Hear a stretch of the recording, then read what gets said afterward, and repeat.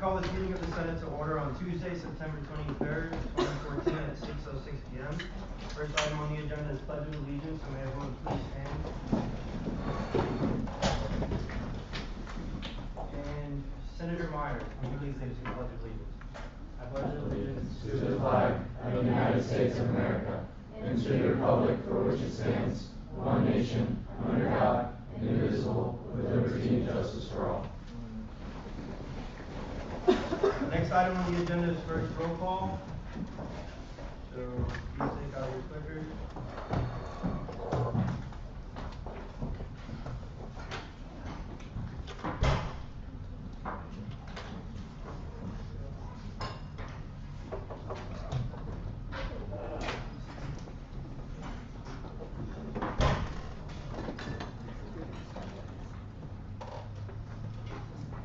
And click one to mark that you are present.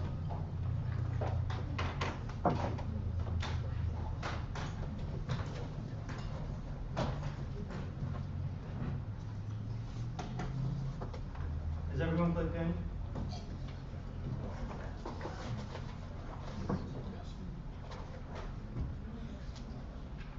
With that, we have a count of 26. The next item on the agenda is additions, deletions, and/or clarifications to orders of the day. I have some suggested additions. Senator Johnson. I move to strike first reading of SBA 55-018 from the consent agenda. Are there any objections? Seeing no objections. I'm sorry. I object. Senator Trump, say your objection. What he meant to say SGA 55-020, reassign advisory council position. Did you rescind your motion? Yeah. Okay. Any other additions? Senator Trump. Motion to delete SGA 55-020. Are there any objections to removing this item from the agenda?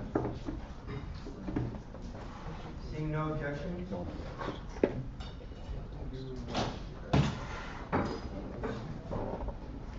Do I see a motion to add these two items to the agenda? Senator Trump. Are there any objections?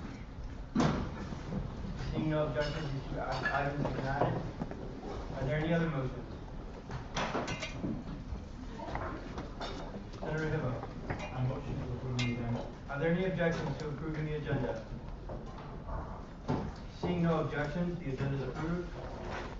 Next item is additions, deletions, and/or changes to the minutes. There have been no minutes sent out. Senator Malongo. Any objections to postponing minutes? Seeing no objections, minutes are postponed. Legislative branch report. Senator Alcart is here. We'll start with Senator Johnson from Appropriations and Audits. Hey everyone. Thank you very much. I like seeing the attendance. This is pretty cool. Definitely an improvement over the past couple of weeks. Just wanted to go ahead and comment on that. Tonight we have 3 organizations. Unfortunately, one of the organizations wasn't able to submit their constitutional change in time. But we have 3 organizations tonight, and we're actually going to have 3 different members of the committee presented. And then also we have some developments in the audit process. President will talk about that. So thank you very much. Look forward to tonight. Any questions for Senator Johnson? Senator Trong, JC. Hey guys, so JC had one confirmation this past week for radio sports coordinator, and they got confirmed. We also looked at agreements, which I will be reading the agreement side next radio when Andy, as he pulls it off. Guess what's tomorrow? Yeah, so if any of you guys want more flyers, it'll be up there. Or if you want to volunteer, we need a lot of volunteers. And currently, Senator Hibot and Senator Vincher are helping by cutting the follow-up cards. Good job, guys. But, yeah, so do any of you guys have questions on the town hall? Oh, yes. Yeah. You can volunteer or you can come voice your issues on anything. So, either way. But if you're there and you're a senator, we need help.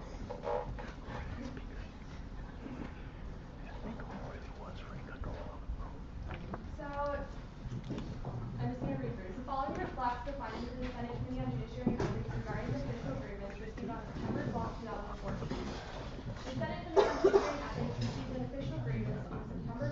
2014 at 6:01 p.m. by Mr. David Hausman.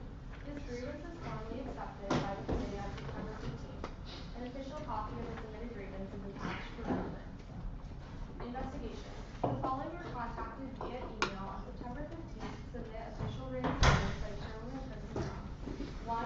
Senate Committee on Rules Chairman Ali Yantar. 2. Mr. David Hausman. 3. Student Body President John Coco. Findings. The Senate Committee on Judiciary and Ethics read testimony from all aforementioned parties involved. Upon deliberation, the committee holds that President Coco is in violation of the following. Failure to uphold Statute 301.3.10.1, neither the student body president nor the chair of the Activity and Service Fee Recommendation Committee shall be one of the 3 student members appointed to serve on the local fee committee. The committee agrees that President Coco violated Statute 301.3.10.1 when he did appoint himself to serve on the local fee committee. Florida Statute 1009.24 subsection 10A states, any subsequent increase in activity and service fee must be recommended by an activity and service fee committee, at least one half of whom are students appointed by the student body president. According to Florida Statute 1009.24, subsection 10A, and Dean Freeman, President Coco may sit on the local fee committee. He is, however, still in violation of Statute 301.3.10.1. President Coco was fully aware of Statute 301.3.10.1 as he called a special session of the Senate Committee on Rules to vote on removing Statute 301.3.10.1 and Statute 301.3.10. The bill entitled, An Act to Update Title III, failed the committee on September 11th. Failed the committee on Rules with a 0 to 6 to 1 vote, with Chairman Ali Yantar as the abstaining vote, on Thursday, September 11, 2014. Despite the bill failing in the Committee on Rules, President Coco did not rescind his appointment to sit on the local fee committee. Failure to uphold Amendment 3 of the Student Body Constitution. The Student Supreme Court is the final judicial authority within any case of controversy within student government. Any other external case or controversy may be appealed to the respective appellate board or designee. The committee agrees that President Coco violated Amendment 3 of the Student Body Constitution as this was an internal case. As an internal case, the Student Supreme Court is the final judicial authority. Appealing the Student Supreme Court decision to the Dean of Students violates this amendment. Based on Florida Statute 1009.24, subsection 10A, the student body president has authority to appoint student members to sit on the local fee committee. Therefore, the matter of whom sits on the committee is an internal process. So, course of action. The Senate Committee on Judiciary and Ethics recommends the Senate Executive Committee or the Senate President to file a notification of noncompliance against President John Coco for violating Statute 301.3.10.1 and Amendment 3 of the Student Body Constitution as stated in the briefing above. For further consideration, the following documents have been attached to this. I'm not going to read all of that. But, based on the findings of this committee with an affirmative vote, the committee recommends President Coco comply with Statute 301.3.10.1 and remove himself from the local fee committee. If said corrective action is not completed within 1 week of the receipt of the notification of noncompliance, the recommended repercussive action is a central resolution. The Senate Committee on Judiciary and Ethics is fully competent in their analysis of the grievance or respective evidence and the decision record. They strongly recommend the Senate Executive Committee or the Senate President take the recommended action of issuing a notification of noncompliance in addition to the recommended corrective action and the recommended repercussive action. So, a notification of noncompliance was sent to President Coco, and that's what the committee's been working on. And they spent a lot of time deliberating, and kudos to them, because they really did a lot of analysis, and I'm proud of all of my committee members. Any questions for Senator Trump? Senator Hill? Has President Coco received the notice of noncompliance? Yes, it was sent, yes. It was sent last night on the box of the first text message. Senator Johnson? Will we ever see a copy of the notice of noncompliance? The public records request.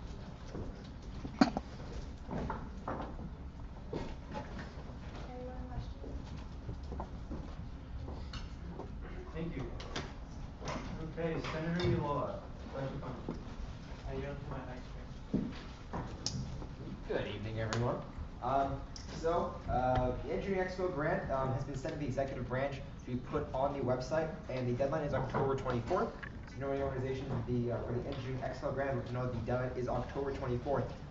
The New Traditions grant is already online, and the deadline is October 31st. So again, if you know any, was the past special event grant, which has now been named the New Tradition grant. So if you know of any organizations wanting to start a new tradition here at USF, let me know that deadline is October 31st. The homecoming grants allocated, we allocated $17,000 to organizations for homecoming grants this year, so it should be a great homecoming. And we allocated 6 travel grants today, and one will be up to discussion to be decided upon today later in the meeting. We will be going through at least 5 more next week with funds as there is. Any questions for Sean Sponge? Seeing no questions, we'll move on to UCJ with Senator Hartman. Alright, how's it going, guys? So, we didn't have our 10th day last week because it rained out, but we didn't have to spend any money on the pizza either, so then we didn't lose any money. And since we already had a lot of numbers on the survey done previously for the town hall, we didn't necessarily get harmed in any sense by not having the 10th day, although it would have been helpful.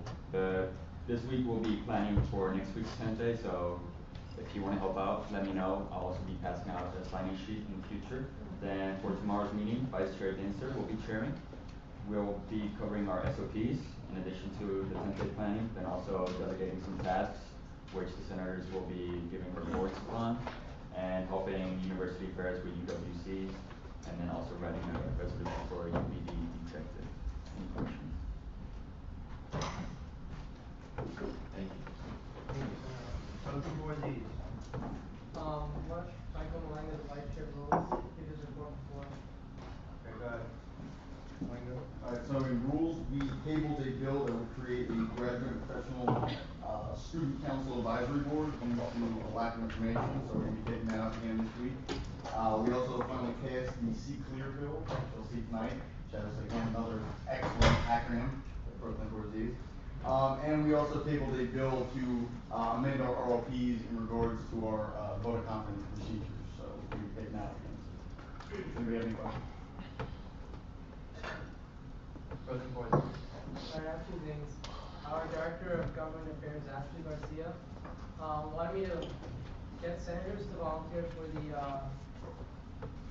USF straw poll, which is done by Dr. McManus. So it's going to be on October 7th between 10 and 2 p.m.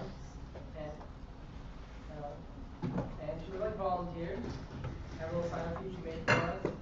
And I did it a couple years ago, it's pretty fun. So if you guys think I'm positive points for it, so I'll pass it around to you guys. Well, second thing, you guys should have all the positive points stuff. So for our 2 people that have reached the first threshold, second threshold, we have Mr. Ryan Miller and Ms. Nika Fallon.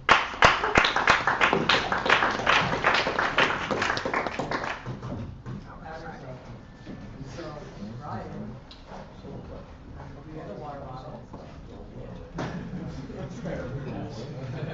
Get another water bottle. You get a mug. You get a stress ball. You get a flash drive, please don't have one. And a speech pad. Nice. So Nika gets the same thing, but she's on tier 2, so what she gets is the blanket. What? And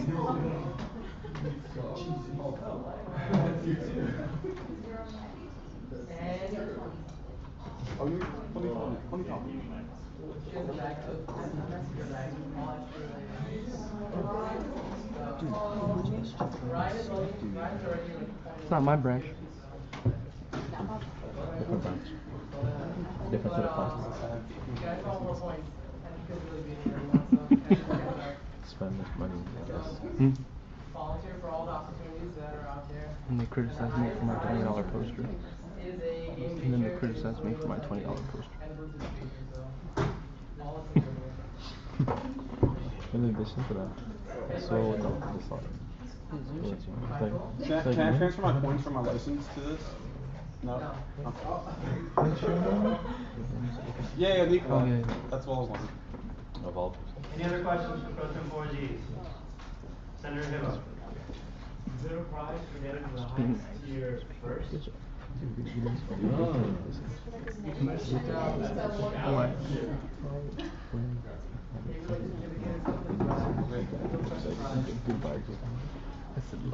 Any other questions? Seeing none, I'll move on to my report. We had our first ASARC meeting this week, and I would like to congratulate Senator Johnson and Senator Aziz for being elected Vice Chair and Chair of ASARC.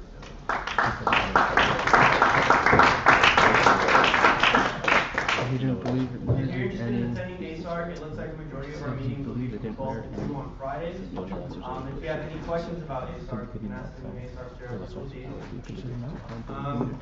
The next item is, I'd like to remind everyone that the Buccaneers tickets are now live, and you can get them at usf.edu/book tickets. They're $20 tickets, they're lower level, you can buy it for 4, it's a really great deal. And finally, the last thing I'd like to mention is President Coco and myself have started an auditing ad hoc due to the request of Chris Johnson.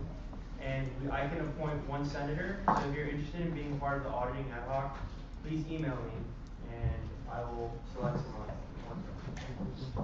Any questions? Seeing none, we'll move on to the executive branch report.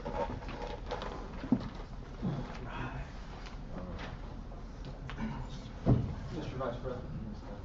Thank you, sir. Hello, Senate.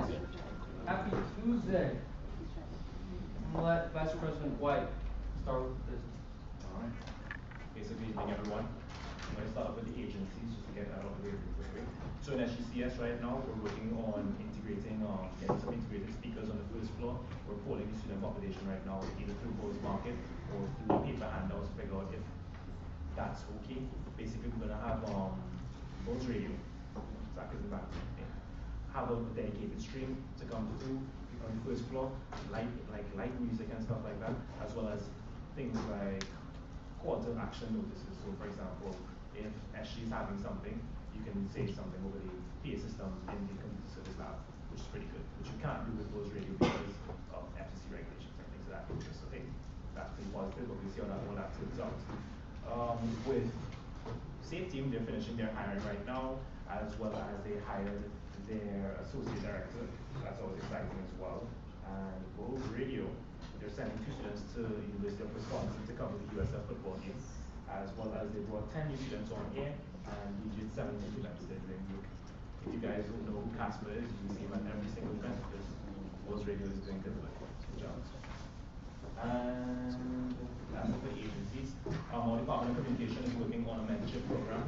So if you know anybody who would like to be mentored by someone from the executive branch, legislative branch, or the judicial branch, please do send them on to our Director of Communications, as well as the promoting USFA with Bucks and Mr. and Mrs. International. And again, that moves us on to the programming report, because applications for Mr. and Mrs. USF, they're due on October 17th. So if you want to apply for that, please do.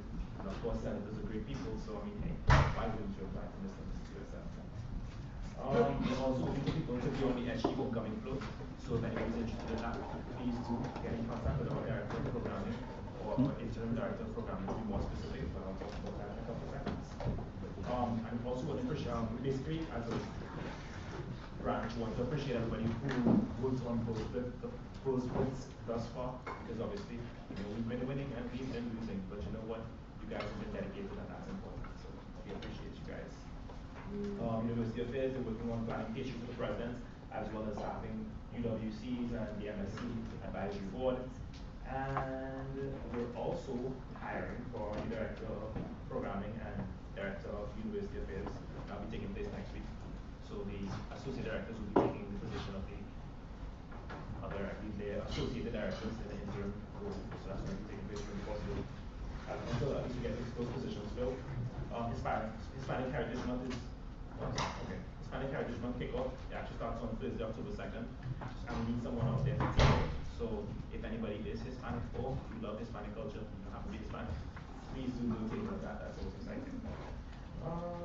Outside of that, the only things that we have going on in community affairs is off-campus meeting, which will be taking place on October 1st, and National Voter Registration Day events going pretty well today. Thank you, Captain Peters. So, President. All right, I've been working on DOT stuff. I was at the Board of Governors last week, talking about, Bright Futures, and what we're looking at with Bright Futures. 38% of the new freshmen coming in are not eligible for Bright Futures anymore. So that's an issue that I'm trying to work with the BOT and our people here at the university to address. As well as, we are working on St. Petersburg plan, working on getting the college of business set, working on US Debt Capital, figuring out what our legislative budget requests are going to be, all that kind of stuff. So that's it on the BOT side. So if I could, I'm going to go ahead and address this notice of non-compliance.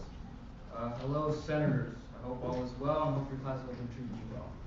I'd like to thank you all for playing your part in making student government better this year. Together, we've already accomplished numerous goals, and we have set out since the 50th term to make this administration the best it can be. For example, we've had the best hiring ever. We've gotten more students involved throughout the summer ever. So we're continuing to push forward, getting jobs, getting students the opportunity that they deserve as a student body. So also I want to thank you all for your continued efforts and dedication in working with our branch and helping this student life here on campus. However, unfortunately, recent developments in student government at this present time is attempting to undermine and distort our efforts of the Senate and executive branch with accomplishing our goals. As some of you may or may not be aware, yesterday the Office of the Presidency was unjustly scolded with a notice of non-compliance for doing absolutely nothing irregular.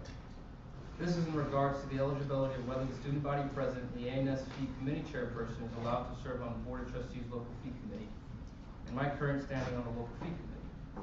The notice of non-compliance allegedly claimed that I violated statute 301.3.10.1 and amendment 3 of the student body constitution. Additionally, the notice of non-compliance demanded that I have a week to resign from the committee or face a censure resolution, a demand that I will respectfully disregard. This is why I'm speaking to you all today, because I want to be able to tell you my story before it's told for me. I passed out to Shiflett, if you could pass those out. You did, thank you. The dean's ruling on this decision. In August, I requested a legal opinion from the Attorney General of Student Government, Alex Johnson. In his legal opinion, he argued why statute 301.3.10.1 violated Florida statute 1009.24, subsection 10A, hence being unconstitutional. Florida statute 1009.24 allows for the student body president to appoint any student from the student body to serve on the committee. Since this committee is external from student government, the student government body is not allowed to set regulations of who and who cannot sit on this committee, as statute 301.3.10.1 allows for. After legal opinion, Attorney General Alex Johnson submitted a request for judicial review to the Supreme Court. I would like to point out that the executive branch used every internal legal means to clarify and remedy this issue. The Supreme Court reviewed the issue but decided not to strike the statute, exercising judicial restraint. Understandably, the court did not want to venture into lawmaking, citing that student government could regulate its own internal procedures. That's the key word, internal. They said that the student government could regulate its own internal procedures, which I agree with. However, and this is important to emphasize, that the local fee committee is not an internal issue, it is completely external. This committee is selected by myself and Dr. Genshak and approved by the Board of Trustees. Florida statute 1009.24-10A explicitly says that this is a university-wide committee, not a student government committee. Since the regulations and procedures of the committee are done externally, this is not in conflict with Amendment 3, which says that the Student Supreme Court is the final judicial authority within any case of controversy within student government. The key term here is within. And since this was a controversy dealing with external elements, we respectfully disagree with the Supreme Court's decision and decided to appeal their decision to the Dean of Students in accordance with the Student Government Constitution. After substantive review, Dean Freeman decided to reverse the court's opinion. In his reasoning, he explains, and I quote, A significant conflict exists in the authority of Student Government Senate to legislate action on the committee over which it has no such authority. Again, I will repeat myself. A significant conflict exists in the authority of Student Government Senate to legislate action on a committee over which it has no such authority. He also added that statute 301.3.10.1 was not proper, and the amendment is incorrect as to form, content, tone, and placement. More importantly, in Dean Freeman's decision, he said that the student body president and the chair of the Student Government A&SP committee may serve on the committee, and that statute 301.3.10.1 discriminated against certain students. After the decision from Dean Freeman, I was appointed to the local fee committee because I was legally eligible to serve on the committee per our procedures. As I mentioned earlier, we as a student government have accomplished so much already, especially with the leadership of Senate President Rodriguez and Pro Tem Forzies, two great friends and colleagues of mine who I've been grateful to have. I know our successful term will continue to prosper as the year dawn upon us. By being on the local fee committee, I assure you that I will represent 48,000 students across the system and ensure that your voice is represented to ensure that our fees are not going up. And again, I reiterate, last year, President Warmke sat on this committee.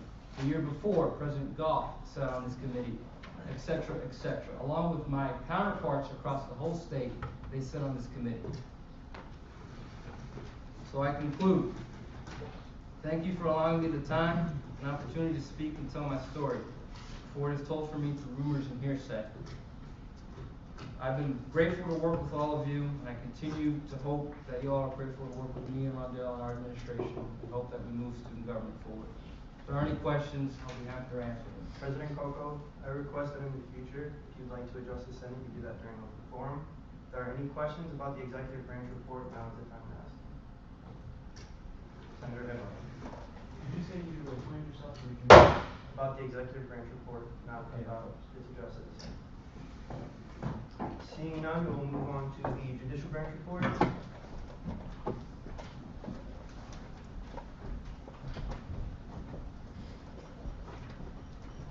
Alright, hi everyone. Our new senator is Lindsay, and Associate Justice Court. And I'll go right to it, short and sweet. Alright, we appoint, President Coco appointed Rachel Soloway, Associate Justice, to present to JC. She's presenting to Kristen, her committee on Monday. We have our student government-wide summit date set for October 3rd. So branch has Aziz and Andy, if you could RSVP with Sammy, then that would be great. And it's open to anybody who wants to come. It's not like just a judicial-wide summit. We have a parking forum with parking and transportation services on October 1st. It's either going to be in the amphitheater outside or in Crescent Hill.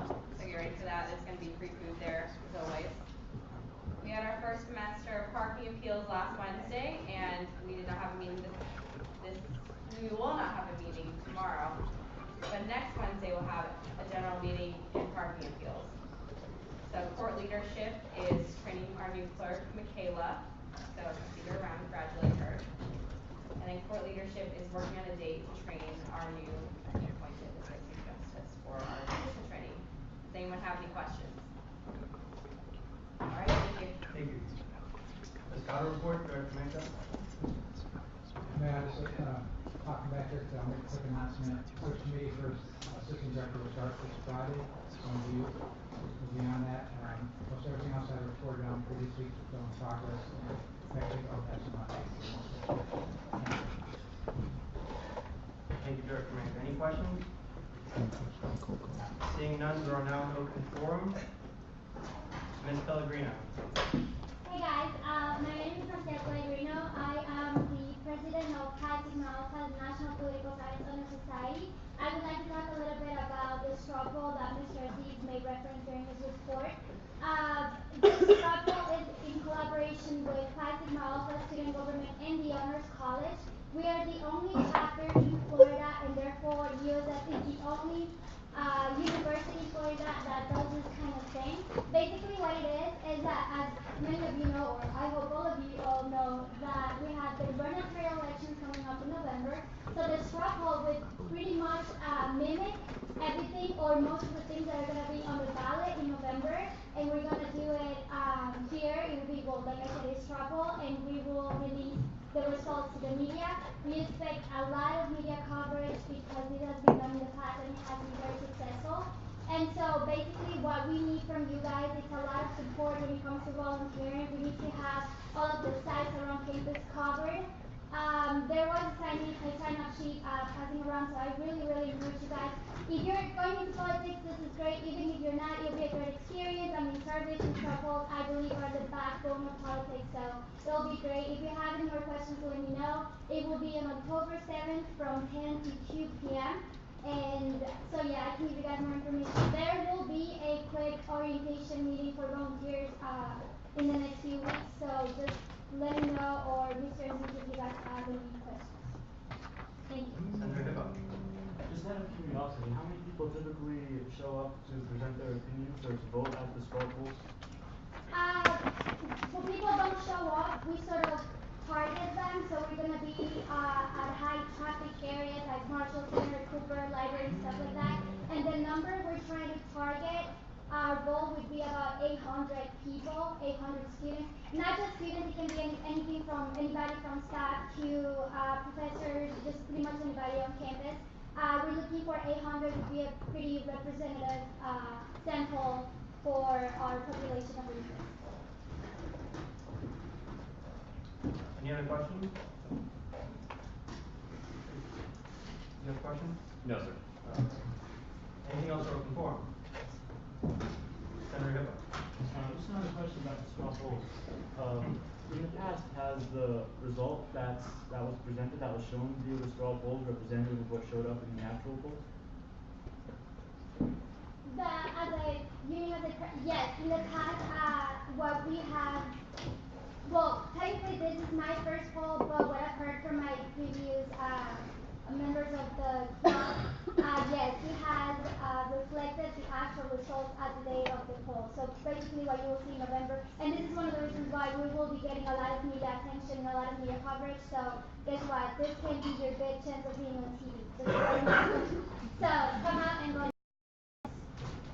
Are there any more questions for this subject? Anything else for open forum? Sir, if you can say your name for the record, and then go ahead. Yep. Thank you, Mr. Rodriguez. My name is Josh Moore. I am a staff member of Phi Gamma Delta. We are actually the newest fraternity that's coming onto USF campus this semester. Our nickname is PG. We are not offering an international trip. I know it's confusing. We've been asked that several times, but it's not that. It is a new fraternity. That's our nickname. We are here for 6 weeks. We just want to get the word out about this opportunity. As a new fraternity, men that joined this semester have an opportunity to be a founding father. They have a chance to leave a legacy. I think some of the men in here that may not be Greek, you probably have the chance with this to put statues on the wall books, to have another impact. But in this case, you'll have an organization to build an impact on USF campus as well as our organization. We really think we can succeed and put together an awesome group here at USF to further complement the IFC as well as the other student organizations here at USF. I have some materials here if you want to learn more. I don't want to take too much of the body's time, but I appreciate the opportunity. Thank you very much. Thank you. Are there any questions? Senator Hippo. For Mr. Corco, did you say? I meant a question for him before we move on. Are there any questions for him? Senator Hippo, go ahead. For Mr. Corco, did you say you appointed yourself to the position after you got the opinion of the dean? Could you repeat your question? Did you say you appointed yourself to the position in the local fee committee after you got the opinion of the dean? I had spoken with general counsel and the dean, and they gave me a preliminary response saying that I should be able to serve on this committee. So I did. Anything else for open forum? Seeing nothing else, we will now move into general business. The first item on the agenda is JBR 55-013, recognition of the Quality Enhancement Plan. Senator Bergman. Do I see a motion? Senator first reading. Senator Garrett. Are there any objections? Senator first reading. Seeing none, we're now on first reading of this resolution.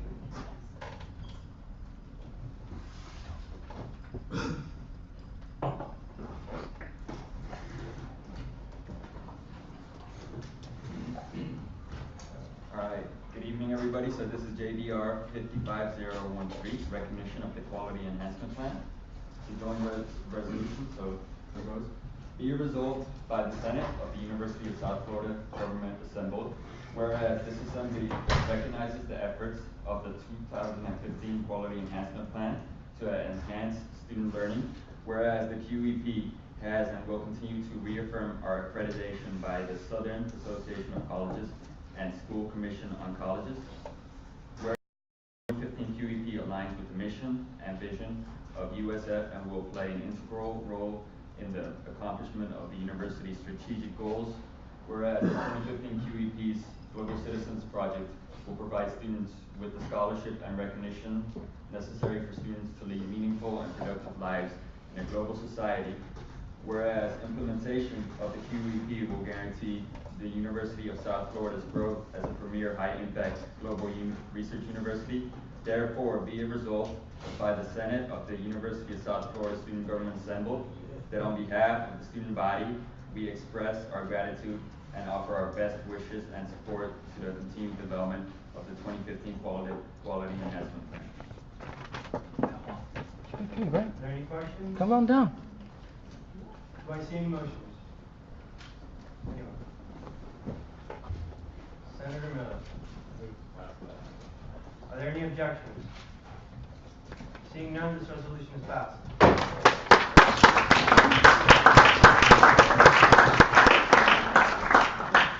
You guys want to come through for a picture? Yeah, picture time. Come on. We've never done this in a QEP. What is that?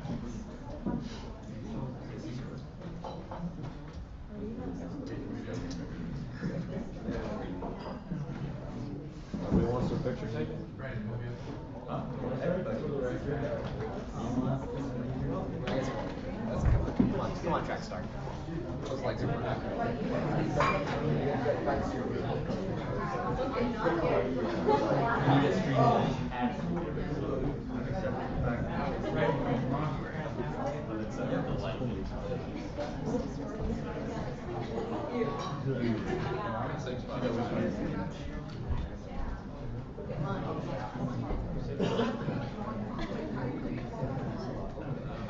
Start right there. Everybody. You want to give us a countdown? 3, 2, 1. Then it goes over.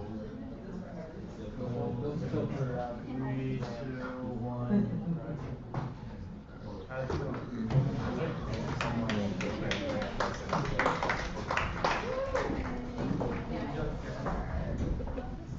On behalf of the QEP Steering Committee and the many, many people who have put a lot of work and time into this, including several of you, thank you. Without your support, this really wouldn't be worthwhile, because ultimately everything that we've done for the QEP and continue to do is for you, the students. And we really do hope that we come up with a great plan that will really help you prepare for all the challenges and opportunities that will be awaiting for you once you graduate. So thanks again. We appreciate your support.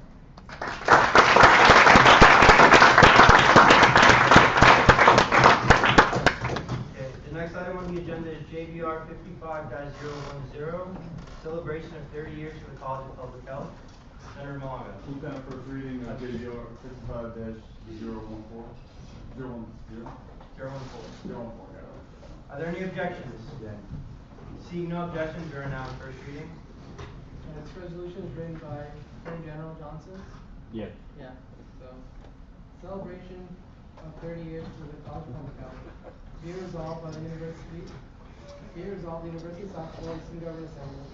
Whereas this assembly congratulates the College of Public Health on 30 years of success. Whereas the College of Public Health was the first school of public health in the state of Florida. Whereas in 2013 alone, the college awarded 546 undergraduate, 3,499 graduate, and 209 doctoral degrees. Whereas the College of Health provided students with many study abroad programs to enrich their programs by annually visiting more than 20 countries. Whereas graduates of the College of Public Health are a force of social responsibility, an engine of collaboration, and a source of hope. Whereas a copy of this resolution shall be sent to the College of Public Health at the University of South Florida. Therefore, be resolved by the Senate of the University of South Florida Student Government Assembled that on behalf of the student body, this body offers our best wishes and sincere congratulations to the College of Public Health on their achievement. Senator Harper. Motion to pass by acclamation. Are there any objections to passing this resolution by acclamation? Seeing no objections, this resolution passes.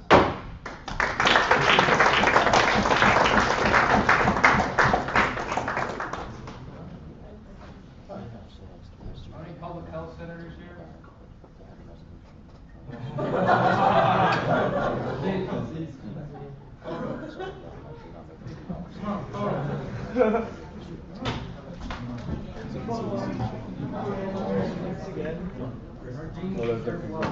The student government was just talking about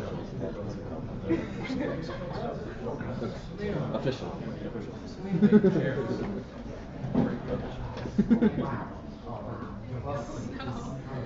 Huh? What am I mixing? No. Coco just tells me about it. Plug each other.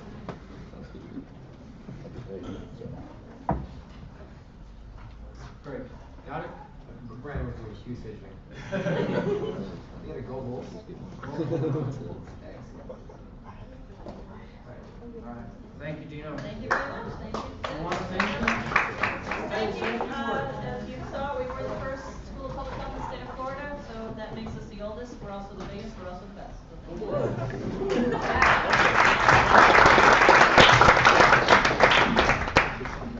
Okay, next item on the agenda is presentation on sunshine laws, public records. Yeah.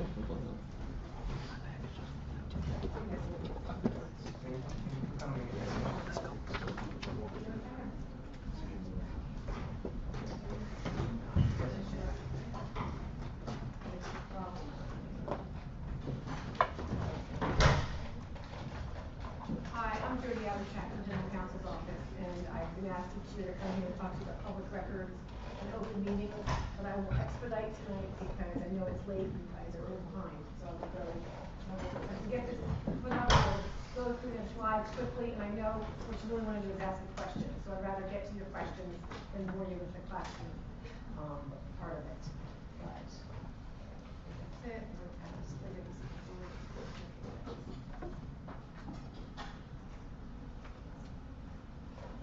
I'm gonna start by one time, just so we can get going. Yes, sir. No, not really. And basically, there's two laws, obviously, the one you get it. You know, I'll tell you this single time. I'll read my slides, so you just basically see the outline. The reason I like to come is because you guys are in a public, sort of a group, which could be considered an agency by the state of Florida, so everything you do is public record, and everything you do can be, subject to a request for those public records, and this is actually an open meeting. So I just want to go over what those laws are quickly, and then get to one of the most important questions, or one of the most controversial questions that was asked last year, which creates a lot of upset within, I guess, the university, and then an Oracle article about it, et cetera, et cetera. But basically, there's two different laws, okay? Public record law is different than sunshine law.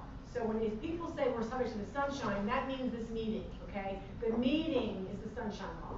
The public record law is 119, which is the papers you create become public record. Always, one of the questions that was asked to me back when we started this was, how do you all produce the records? How does student government produce your records? Are you really a public agency? Do you have to produce them? The most recent case law on this came out of the University of Florida. Not the most recent, but here in Florida. There's 3 universities that sort of got in trouble. University of Florida, Florida State, and UCF have all had lawsuits on this. University of Florida, they wanted the Senate meetings. You guys familiar with this lawsuit? They actually sued for the minutes and the tapes of their Senate meeting of student government. And they denied that request, and they said you can come and review them. So we're not going to give them to you because they're student records, because they pertain to students and they're not covered by 119. They're not covered by 286 necessarily as far as production of the tape recording, because really it's exempted under what we call FERPA, which is the Florida law, the federal law, excuse me, that protects student records. So you've got 119, which is the public record law, and you've got the student record law that protects or exempts student records from 119. And the question that you keep dealing with is whether or not your records here are student records or public records. Well, the University of Florida, the Senate said, no, we're not giving them to you, and General Counsel said that's correct. So remember, your General Counsel is not always right. They said, it's correct, don't produce them. They went to court, and the court came down and said, these records produced by the University of Florida student government, Senate, are not student records because they don't directly relate to you as a student, but directly relate to really the Senate. At University of Central Florida, they had an even more controversial case which dealt with discipline records of students, the hearing records of students. So, and that is more protected than you all hear. So I can just say to you, what happens is, and I've heard enough here today to understand that all of you are interested or may be interested in politics and the way statutes read. And you can tear a statute apart and find an interpretation that makes sense to you, and that might be very plausible. But the bottom line is, how are the courts going to deal with it? When I was asked last year whether or not student government was an agency that was covered by 119 and 286, 119 being the statute about the records, 286 of the meeting, I answered the question. What I said was, technically you're not covered. And the reason I say that is because the Attorney General of Florida has refused to decide whether or not student governments are public agencies. So we're in that in between. So now what you have to do is decide, how are the courts going to treat you? So I say, because I don't want to be cross-examined or questioned, that clearly 119 and 286 do not say that you, student government, are an agency. But all the case law is leaning towards treating you that way. So at USF several years ago, we developed a voluntary compliance with the law and said that your student records are going to be, or your records here are not student records actually, but are public records because your conduct and your meetings are open. We can go, every time there's a request, we're going to revisit this, there'll be questions, and it'll be very interesting because I promise you that if you want the records, you're going to argue for one side. And when they want your records, you're going to argue the other way. And I can tell you I've dealt with senators and student government officers that I've watched flip when the questions were turned on them. When student government wanted vice presidential records and records that our vice president of student affairs might have, they argued a very different argument than when people wanted the student government records. So there's two sides of it, not always clear, but you really have to understand that the law applies to the University of South Florida as an agency, and student government as an arm of that university will be treated, I believe, and the courts have come down, as an open meeting and open records. The other question is, so what are the records? We know what the meeting is, that's easy. Well, that's not really easy. Because it's a meeting, a lunch meeting, when you go out to lunch and talk about business here, is that an open meeting? The answer is technically yes. Again, you are sort of a subset of the agency, so I don't think people or the courts will treat that as strictly as a board of trustees getting together for lunch and talking about business. But technically, you should not be out having minor meetings at your homes or at Starbucks or doing whatever you're doing and talking about business here that you're voting on. You can get together socially and talk about whatever you want, but you should not be having side meetings that affect the way you vote here. Technically, if 2 or 4 of you are together, it's a public meeting. Realistically, I don't see as many challenges in that regard as we would have on a BOT level. The same with your, what kind of records you have under 119 if your cell phones are used, if your laptops are used, if you're on your Gmail account versus USF SG account. I would say to you that if you are doing something for business, I highly recommend you use your USF SG account, that you don't confuse the two, that your personal accounts you do not do university business on, because technically if someone found you were using your personal email addresses, they could argue that all your personal email addresses are then found public because you sort of inserted your email address into the public forum.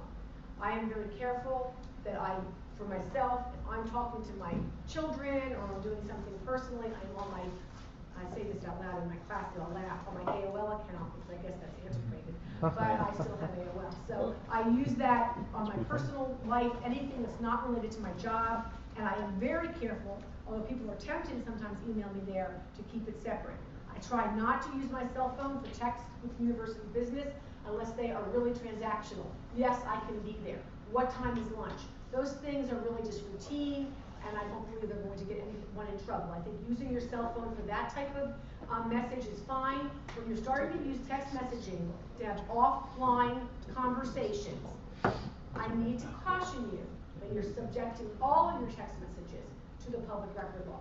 Will someone do that to you? I don't know, but I can see an argument that if you have used your phone extensively, trying to avoid public record law by using your email addresses, I think you may be asking for a problem. Will it come to you? Maybe not. But I can tell you I won't do it. Anything else, things we've dealt with recently as far as those two issues are concerned. I'd rather answer your questions if you want to.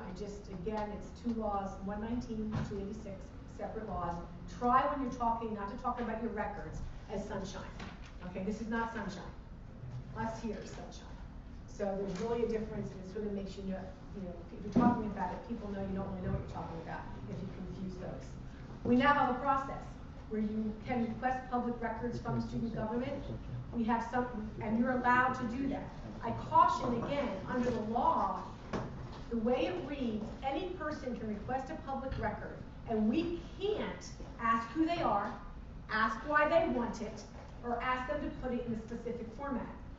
If someone walks in here, actually, they could say, I want a public record, and under the law, if they walked in the door, we would need to produce the record. We are allowed to say, I need a reasonable amount of time to redact to see if there is confidential information in it. And because this is sort of a quasi-open meeting, open record, you can have a format to ensure organization of producing those records. We can argue that there can be one point of entry for a request because you don't want a request to go to you, and then you're all producing. What we're saying is there's too many. We're not one office, we're many. So we're going to designate an entry-level office or person for those requests. And I think that will survive a challenge. What we can't do is use that entry level to delay the request, to be argumentative, to make it an obstacle. It's simply, here's where it comes. Reasonable time, the courts have interpreted that in various ways. I will tell you, I don't think 10 minutes is reasonable, but 2 weeks is unreasonable if the records are available. We're not allowed to really put our own obstacles. Your exam schedule is really not a justifiable reason for not producing a record. It should be available, we should be able to get it. So you have to, I would encourage you not to put artificial timelines or use the sentence that says reasonable time to produce to mean reasonable for me is a month. They're not going to buy that, and why do that? I should also mention that you're personally responsible if you violate the public record law. If you refuse or you do something to eliminate the ability of student government to produce those records, you can be held individually responsible and be found guilty of a misdemeanor. I didn't make the law, it's what the law says. Has it happened yet? No. We haven't had the circumstance. I will tell you, their predecessors have really, they ask the questions, they try to do it right, and we've eliminated those kinds of actions, which are personally responsible, and the university can be held responsible as well. So we are on you to protect you and also protect ourselves. If you don't produce, it comes back to the university as well. Because the records are really university records. You just happen to be the custodian of those records. And we've designated a point of entry for those requests for you. However, that cannot be used as an obstacle. So I just want to I should say all of that to you. You may be the one doing the request. I will tell you, SG a lot of times does not all agree on everything, to imagine. And you all ask for records about each other. That is fine. You're the requester, and you can be the producer depending on the role. That's absolutely fine. And sometimes you think there's records out there that don't exist. If we have to take a lot of time to look for those records, I can charge back, and you can charge back to the requester the amount of time you took if it's extraordinary time. We can't charge for just going into the file and printing, but we can charge if it's a lot of printing, if a lot of file searching. We keep track of that time, and we can charge the requester back. We actually, here at USF, the last thing I'll say to you is, depending on the public records being requested, if it's a media request, there's a specific office at USF that handles media requests. So they usually go through media, then to you all, which we through your, through Mr. Manco at that time. But he, another little caution. Gary is really with that office, and I don't say the person, but the office, if the requests come through. Anytime you email him, that's a different record, okay? So be careful that even your inter-office emails then become additional public records. So don't be emailing Gary records trying to figure out a way not to have them produced, or trying to avoid some kind of production. Be careful what you write to each other. I have read what you have online. I don't, in a way, it's sort of really cautionary. I believe it still reads, do not email if you don't want to be subject to public records. You can call us instead.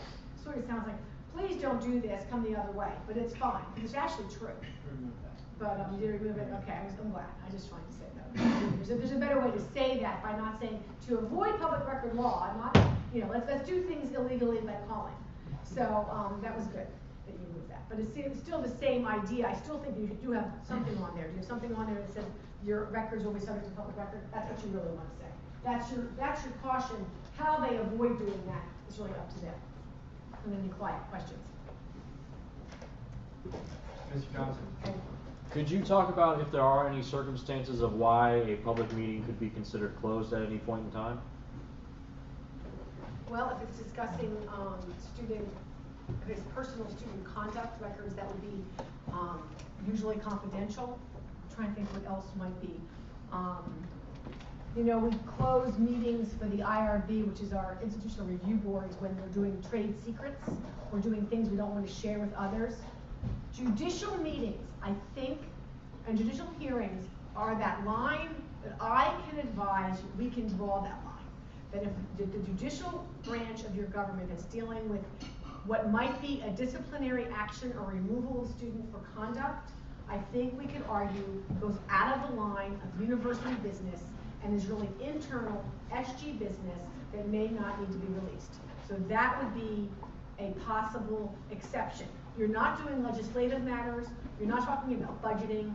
The real problem with Florida institutions is, number one, Florida has the broadest public record law really in the country. Number two, Florida has authorized student government to distribute funds of an extraordinary amount of money. A lot of states take those student funds and have a separate sort of funding model outside of, we're going to vote and decide how we're going to spend this money. So when you're doing that kind of appropriation, it's really hard to argue that it's going to be private. But I would say to you, really personal student-sensitive matters in the judicial branch would be considered, I believe, a reason to close them. And I could argue that well, and I think succeed. The final disposition of student government. If a person is removed from student government, I don't think we can keep that hidden. Although it's a disciplinary action, it's not within student conduct code. They are officers, you are paid, and your removal, I think the final action would have to be disclosed. But the internal deliberation that might have taken place during that, I think we could argue is private. And I don't know if that answers your question. If you have a specific No, it does. scenario. Thank you. Okay. Anything else?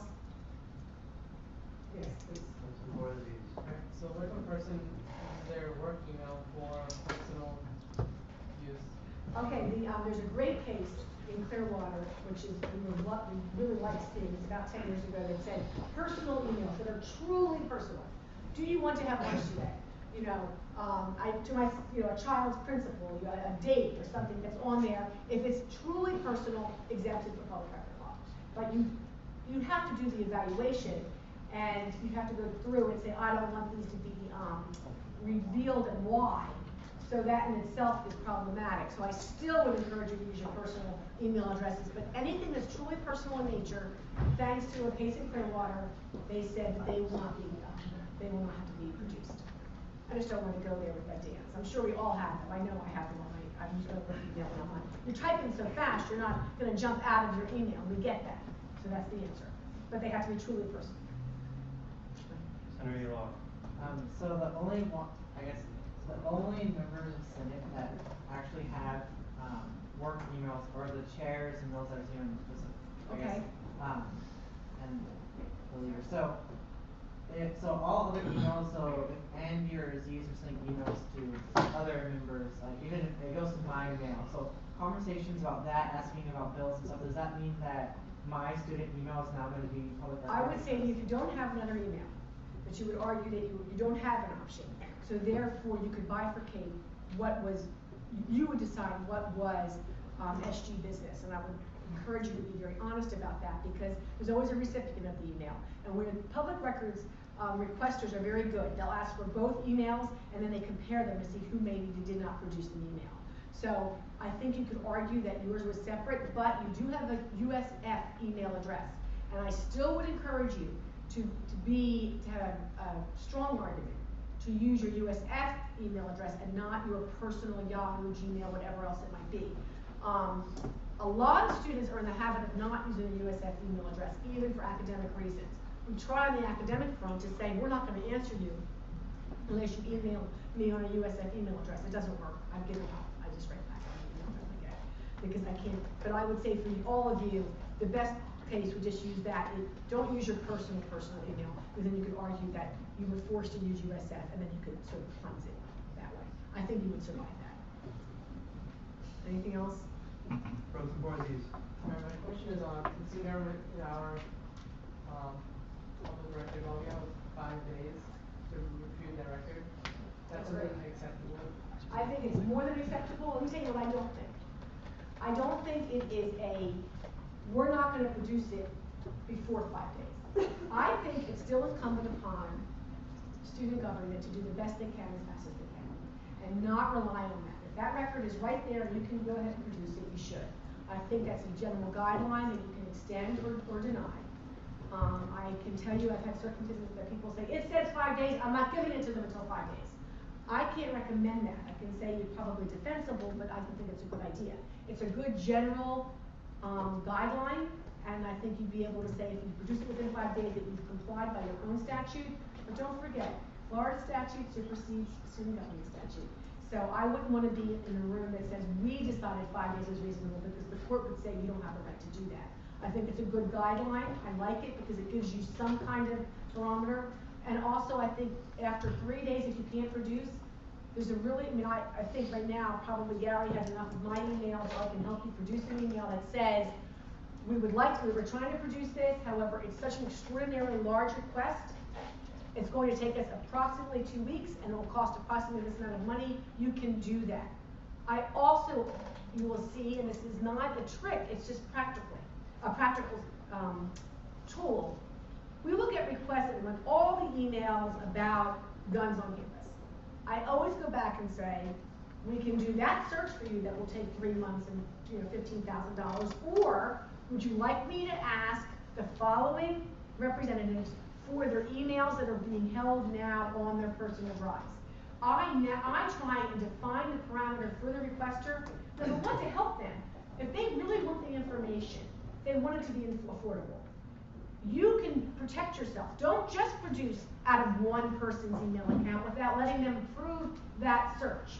I want to know, you know, as current this discussion you have in here today, I want to know about appointing people to a committee. I want all the emails about appointments to committees. No, you really don't, requester. What you really want are emails about this, and we can work together. I don't believe in trying to make it impossible for the requester. I think it's better to work with the requester, get a narrowly defined search that helps them, helps you, get it off your table, for goodness sake. These are days and months and fights, and what you don't want is to be in court. So that's, the answer. There's a way to deal with them.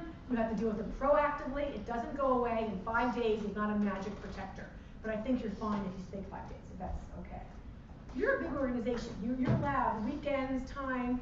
You're not working 24 hours a day. I can't believe the time you guys put into this as part of your student. I don't know how you keep your grades up for everybody. And I do say this to all student government officers every year when they get embroiled in something they're passionate about. This is wonderful, and what you're doing is unbelievable, but you really only have, the main goal you've got is to get out of here with a high GPA. Everything else you do here is wonderful, but don't forget the reason you're at USF, to do as well as you can academically, not to fight a small fight that within a year no one remembers you had the fight.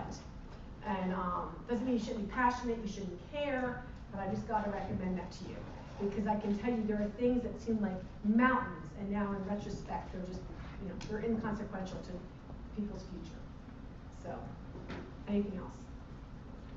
But access to me, I just want to say, I do not like, I don't, like is not a good word.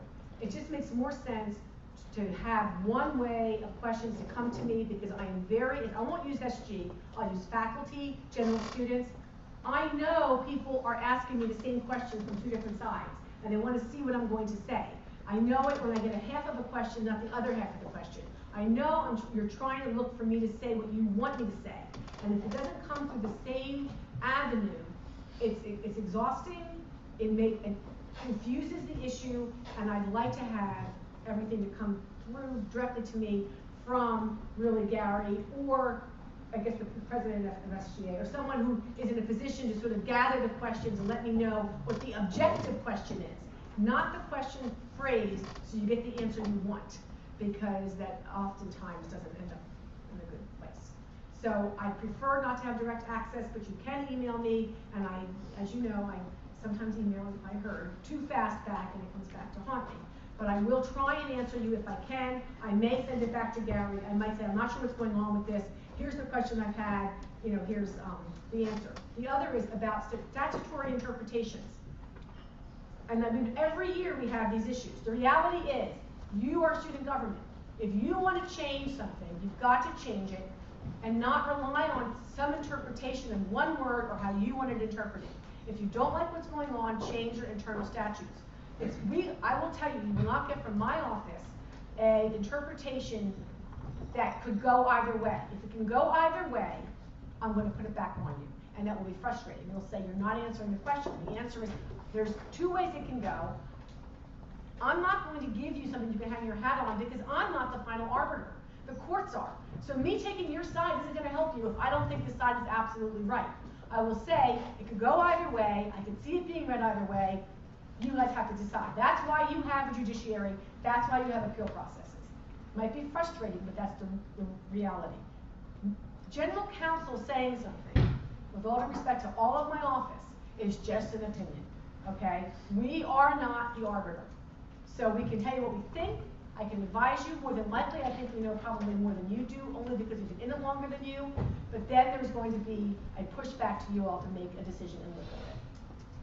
So that's the other, asking us, is this illegal? Well, that's why we have a court of law. Oftentimes you don't know what's illegal. There's two sides to every case. That's why there's two tables in every courtroom. So if there was one side, we just invite one person to tell us. That's it. And my background's online, so you know where I'm coming from and what I do and I want to be a resource to you all. I've had less really to do with this administration. They think I was gone all summer, so you guys all sort of came in. But I'm happy to try and answer questions or come back and have a good one. Thank you.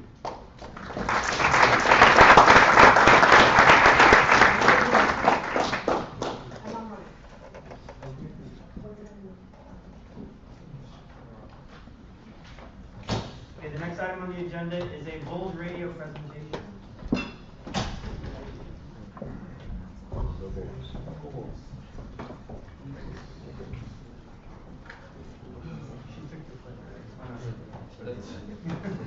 Awesome. Oh, okay, well, alright. Hello everybody, for those of you who do not know me, I'm Zach Kuiper, I am the director of Bulls Radio. I've heard that a lot of you guys are new to Senate and possibly just to USF in general. We are down on the first floor, we rarely come up to the fourth floor, so, and we deal with mostly mass comm students, so it's easy to get lost in the mix. But we are an SG agency, and we're in an exciting time of transition right now. Basically building the radio station from the ground up, so it's a good opportunity for you guys to get involved with an SG agency that's basically starting from scratch. So, a little bit about Bulls Radio. What is Bulls Radio? A radio station, obviously. We are on 1620 AM just recently due to a contract that we just finalized with WSF, which is a professional radio station on campus. It's the NPR station if you listen to it on the radio. We are now on their HD3 signal at 89.7, but our main source of listenership is at bullsradio.org. Log on bullsradio.org, works on mobile devices, works on Apple, works on PCs, works on phones, everything. We produce clean music for all genres, from all genres. We highlight local and USF artists. We just recently had a USF rapper come in and put some tracks down that are now going onto the stream. It's stuff that you're not going to hear on any other radio station. So just try to keep ourselves differentiated in why you listen to this rather than just listening to another radio station. We're full of student-run shows. These numbers are actually not accurate. My production manager is actually in the back. What are the numbers now?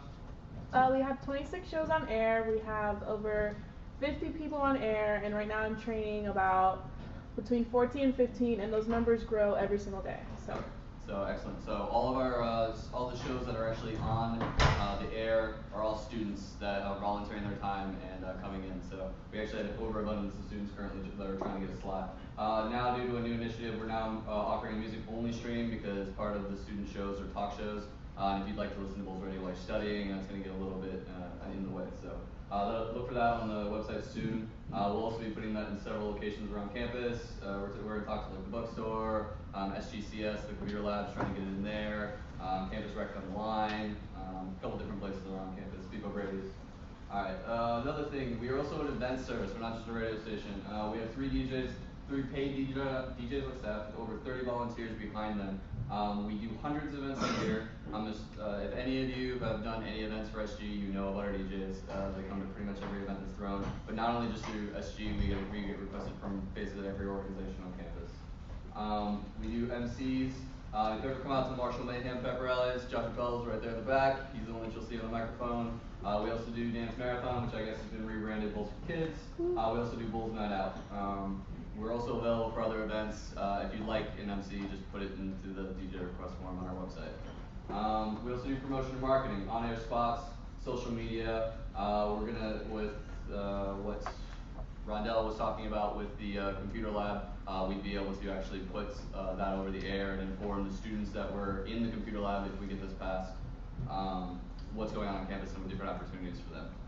So, also we do a lot of sports. A big part of our radio station is sports. We have an excellent relationship with athletics. We provide the official tailgate for home games. If you've ever been to a home game, you go on Bulls Blitz, they take you right off the bus and take you over to the tailgate. Provide free food, giveaways, a place to sit, drinks, anything like that. It's an alternative to an alcohol-fueled event, which, you know, you think of tailgate, that's pretty much comes to mind. So, play-by-play and color commentary. We're doing every USF sport, and actually some of the USF sports that we're doing, USF Athletics isn't even covering. We are the only people that are covering certain sports. What sports are we just covering? Women's soccer, softball. Well, we provide the commentary for them. Yeah. It goes on their website, but it also goes on Bulls Radio, and it's our commentators doing those games. So we do everything. We also do articles, and we just assisting athletics and enhancing the experience for students through the tailgate, Marshall Mayhem, so on and so forth. Alright, so what is Bulls Radio again? Learning environments. Student-run radio shows. Come in, learn about radio, learn about mass media, learn about broadcasting. We have a recording booth and a production room, so if any USF artists want to come in and record a track, work on DJ material, work on we have a few people that are trying to be voice actors, be able to do voice acting in a professional booth, soundproof booth, and then hear it back. It's available to any student on campus. Your fees pay for this, so you don't have to be part of Bulls Radio or anything, you just come in and use it. We also have staff skilled in Adobe Suite and social media marketing. We currently have a young lady that is working as a marketing intern, so she's coming in building a portfolio for possibly going into the workplace by marketing Bulls Radio. Also, if you'd like to learn to be a sportscaster and anchor, a very large part of our volunteer base is actually just people that come in to call games and to build a resume for themselves because they want to move on to be a news anchor or sportscaster or be on ESPN Radio, anything like that. So, who is Bulls Radio for? Basically everybody. It's a big thing is that we're not just a radio station anymore. That's a big thing that I'm trying to push. I'll get to it later on in the slideshow. But we have hosts from all over campus, from all different majors. The DJ services, all parts of the campus. Our music choices are designed to hit the broadest base. We have music for all genres. We're even actually putting country music on there now. It was a genre that was kind of neglected. So country music is going on there in bits and pieces. We are the only station around to highlight student artists. Those wanting to learn, those wanting to get involved, we have plenty to do if you'd like to have volunteer hours or just get involved with campus. The majority of our volunteers are Mass Comm students. It's because of the fact that they can just gain experience that will be applicable to their workforce once they get out. They'll be able to use it as a resume. We have actually had many students go on to work in the industry, working either calling games, getting on professional radio stations. We just had a member move out to Oklahoma and get a job at the radio station there. So it does translate well to the industry.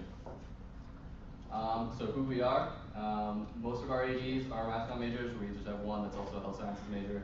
So this is what they do day in and day out. Whether they're on the clock or not, you generally find them in Bulls Radio working on homework, working on projects, and like for example, our sports guy Josh, which you just heard talking, chose this school solely to go and do this job essentially, to move on and go to bigger and better things with this.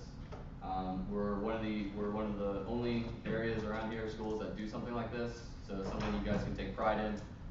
That USF cares enough about their Mass Comm students to be able to offer something like this. Our DJs have 15 years combined experience, thousands of hours behind the mixer. It's a diverse background for them, and all were hired on their ability to not only DJ but to teach and coordinate. We provide classes essentially for up and coming student DJs that want to come in and work with some of our DJs. We actually just had a guy in there today working with DJ Yen, who just got done with the voter registration. Alright, we hire from a purely volunteer base. Everyone, this isn't a requirement, but it just so happens that right now all of our staff, everyone has worked together for a year, over a year before they were hired, so they already know what job they're getting into. They've been here for longer than just their tenure in the position, even though we even have some returning ADs. Being a volunteer, not being on staff, they bring an outside perspective that just shows what works and what doesn't. I know that's a big JEC question that they love to ask is, what have you seen happen and what would you like to change? So we always get some good answers from that because we get a little bit of an outside perspective. And they've already proven their reliability and commitment because obviously if they were a bad volunteer, we're not going to hire them on as an AD. So a little bit about myself. I am actually not a Mass Comm major. I am a chemical engineering major. I am here, my background is in project management and leadership. I just got done with 6 years of military service where I served as a high risk and damage control NCO. I'm able to complete objectives quickly and efficiently. I have extensive project management leadership. I worked in logistics for a fire department and risk control service with over a $1.5 million budget. I'm used to working under less than ideal conditions. Generally, that's what we say when people are shooting at you or bombs or something like that. So, I have experience managing large budgets and running logistics. I have an emphasis on professionalism, and I go with a results-based critique. I don't generally get those who know me know that I don't generally get all emotional and attached to people. I really only look what's coming out at the end of the day. Results, what I'm looking at. So that's what you'll get. Alright, so what have I been working on? Alright, it can pretty much be summed up in this. Building a better Bulls Radio in order to successfully make an excellent first impression. It's probably why you haven't heard much about Bulls Radio on the marketing side right now, because I didn't want to start marketing a product that I didn't want to show everybody. If there was an inferior product, you're going to look at it once, you're going to be like, this is trash, and then we're going to look at it again, and then even if you get hit with another marketing blast, you're going to be like, I've already seen that, it's trash, and I want to look again. So we're making sure that we get the best product possible before we basically put it all out there and get ready. That being said, we're pretty much done. So our biggest blast, this is a document, this is probably a third of a document that I have that's basically just a to-do list. One of the things you can see on there is College Radio Day. That's going to be October 3rd. It's probably going to be our big, essentially launch of Bulls Radio. We're going to have an open house. We're taking part in a simulcast that's happening for all the college radio stations around the country. So that's where you'll start seeing a lot of media come out, or marketing and media come out. So I'm going to be taking questions after this if anybody has some. So if you want to pull this back up and ask me about any of this, that's fine. I don't expect you to read it all now. So moving forward, my biggest thing is going to be relevancy on campus. I've heard a lot of people say, I've never heard of Bulls Radio, and I've been here forever, so that's something I'd obviously like to change. What we're doing with that is we're trying to improve the quality of our student-run radio shows, focus on USF and local artists. We're looking for a better delivery system in the way of a mobile app or a better website and everything like that. Branching out of just radio, less focusing on just the radio station, more focusing on all the other things that we can do for the student body, and then of course just purely getting the word out. Working on just professionalism, we're gonna run this like a real business, better accountability, reputation is everything, building a brand, and better communication with our SG partners, working together with you guys, not against you guys. That's essentially my goal. Those who, again, have followed me thus far, know that I'm very serious about this professionalism thing, very serious, so. Diversity, we're just trying to, again, expand out of just radio, and then offer a wider selection for a wider customer base, try to hit everybody on campus. We already have a good diversity of radio shows, just trying to stay there, or just trying to stay wide and not trying to just focus on only the people that, it used to be that the radio station was just for the people that use the radio station. Now we're trying to hit, everybody. And then just not trying to get stuck in a rut and just always finding new things to do. So thanks for your time, and just make sure to check us out on bullsradio.org. Like I said, should work on every device. We've tested it extensively. So I'm happy to answer any questions if anybody has anything for me. Senator Schiffler. As I said, what is WSF Navigator? Oh, perfect. That's actually a great question. So, those of you that know, we just signed a contract with, a multi-year contract with WUSF, and we're paying them $30,000 a year essentially for these services. This is something that is essentially showing that how committed WUSF is with us. We are paying them $30,000 a year for this contract. They are hiring a salaried person that is going to be paid more than that just to deal with us, essentially. They are going to be here. It's already posted on the job site. You can look it up on WUSF or on Work at USF Careers. And they are literally getting hired just to help this radio station evolve and become a more professional radio station. Help us with engineering. Help us with the people that are trying to get jobs after this. Show them get better connections. Has a little bit of more clout behind them if we want to get if we want to talk to somebody over at like ESPN Radio or something like that. You know, if we call them as a student-run radio station, we might get pushed off. But being that they're calling from a legitimate multi-million-dollar radio station, they'll be able to get a little bit more of a pull. So Johnny Roski, the head of WSF, is very, very, very keen on building this relationship and just using it to get out and be connected with the campus at large. Senator Gibson. Does Bulls Radio work with NPR? So WSF is an NPR station. They deal with NPR, which is out of New York. They are an NPR member station. So we deal with NPR in the sense that we deal with WSF. But it's WSF Public Media. They're not actually NPR. They are just an NPR member station. Are there any more questions? Thanks, Zach. All right.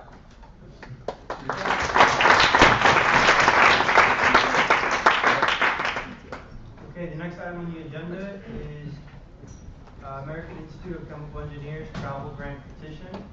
Before we start, I would like for Senator Yolo to give a quick background. Hey man, good job. Awesome, thanks.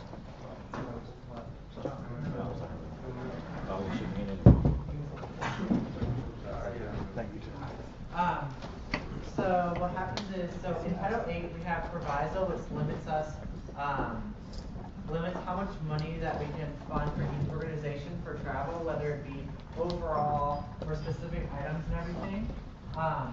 One of the statutes states that in order for an organization to get more than what proviso states, they have to come in front of Senate and they have the option to talk to you and see if you guys are willing to go past proviso. And so therefore we have an organization who requested more than the $7,000 that they're allowed to get in a year. And so she's gonna come up and talk to you guys a little bit about the trip and why they want more. Before we do that, I'm gonna give you guys the amounts that we decided in committee. Today in committee we went through their trip, and we let you, that way we can let you guys know how much we would allocate depending on different circumstances. So according to the $7,000 maximum per year, our committee allocated $7,000 to this organization for travel. According to, exceeding the 7,000 but not exceeding the bus rental of 1,500, we allocated $9,600. And if you guys were to get, to suspend this statute and the bus statute, the committee, allocated $10,725. So it'll be up to you guys as a Senate to decide whether you would like to go, past proviso for this. I'm gonna invite her up to talk to you guys about her trip and why she feels, they should go past it, and then we will go into the details of how we do it.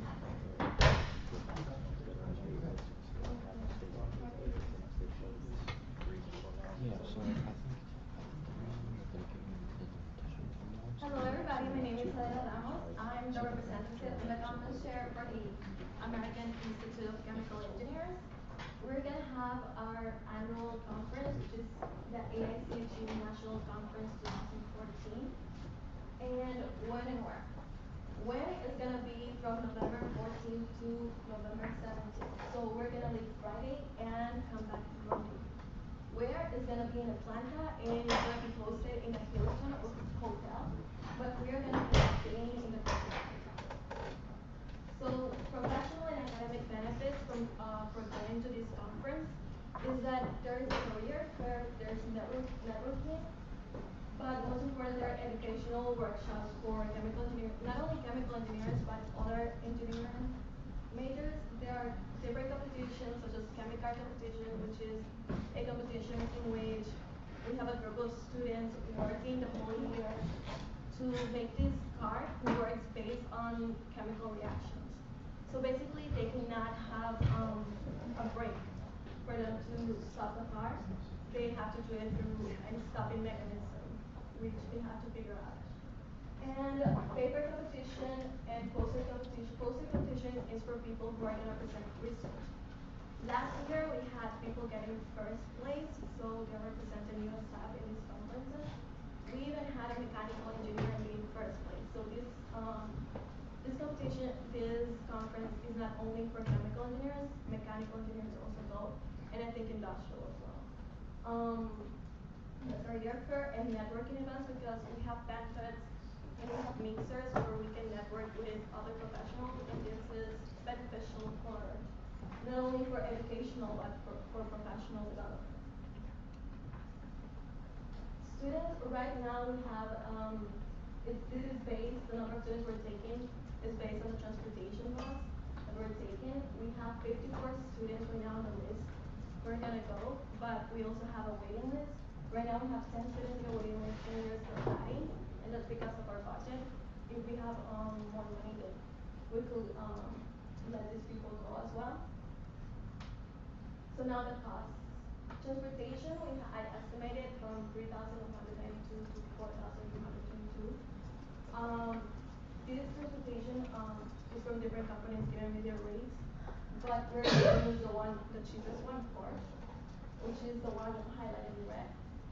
Then for the hotel, they have a special rate, which is $122 for the room, which is for 4 people, for 4 students, and for 3 nights.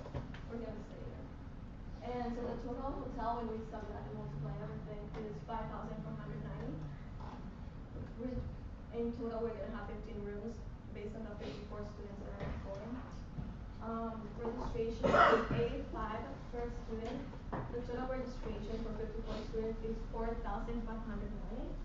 The meals is based on the student government policy. It's $36 per student. And since we're staying 4 days, we're staying Monday, Saturday, Sunday, and Friday. We're gonna have a total of meals of $7,776. So the total expenses for the whole conference is $21,048. So it's a lot for students. Just so everyone to help. And so these are the important costs that the organizations want to cover. Basically transportation, hotel, and registration. Transportation, we're gonna use the $3,192. Then the hotel, as I mentioned before, will be $5,490, and the registration as well. In which total is $13,272. That's the most important, I think, to cover for students. I don't know if you guys have any questions. Senator Hibble. How many students did you say would be going in there? 54 students, but if we get, if we're allowed to get more money, we may be possible to get, letting other people go. Senator Shiflett. How many students did you guys bring last year? 50. Pro tempore Abdul Aziz. So if we don't give you the extra money, would you guys still be able to go on your trip? We're If you still get- gonna go. The 54 students are still gonna go, but, if you get more money to us, we're gonna offer other students to go as well. Yeah. So it's You gonna be guys- beneficial for more people. And you applied for a travel grant last year? You did? Yeah. And how much was it for? What did you offer you last year? I'm not sure that, I'm not going back to office and looking it up, or maybe looking at Senator Shiflett. How many active members does your club have that regularly attend meetings? Right now, active members, I think it's 150. We have like 300 members, but active, like goes to our meetings like 150 to 200. Are there any other questions? Senator Hibble. Did you see that 54 students who you were mentioning would go regardless of whether or not we increase the funding? And if we did increase the funding, the extra money would go towards extra students going? Yeah, and also refunding more money to the people who are already going.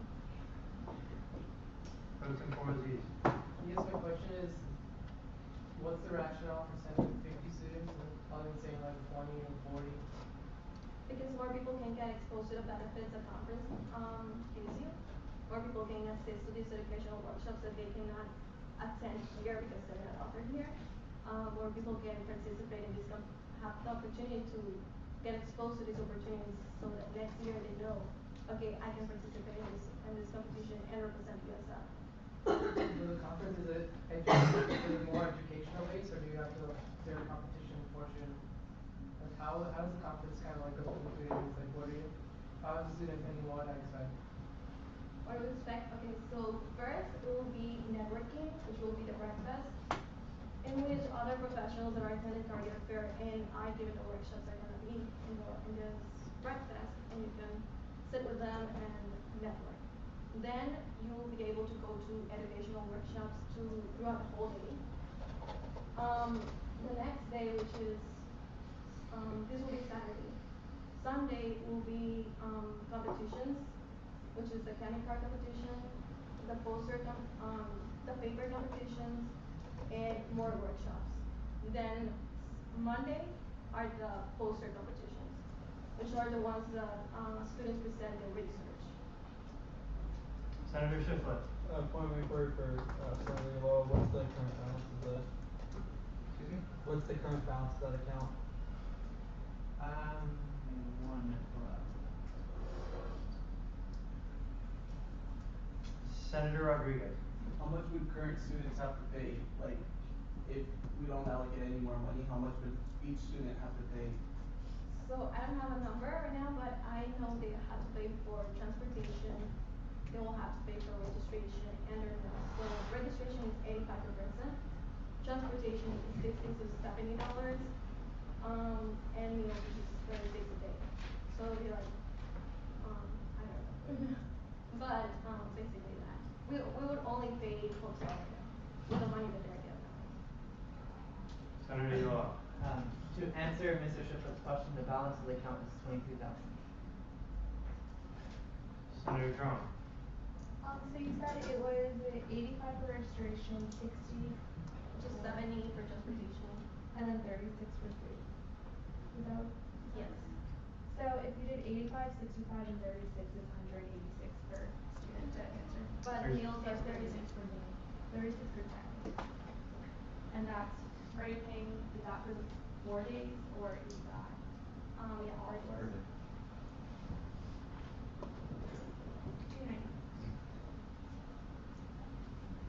Are there any more questions for Ms. Ramos? Senator Trump.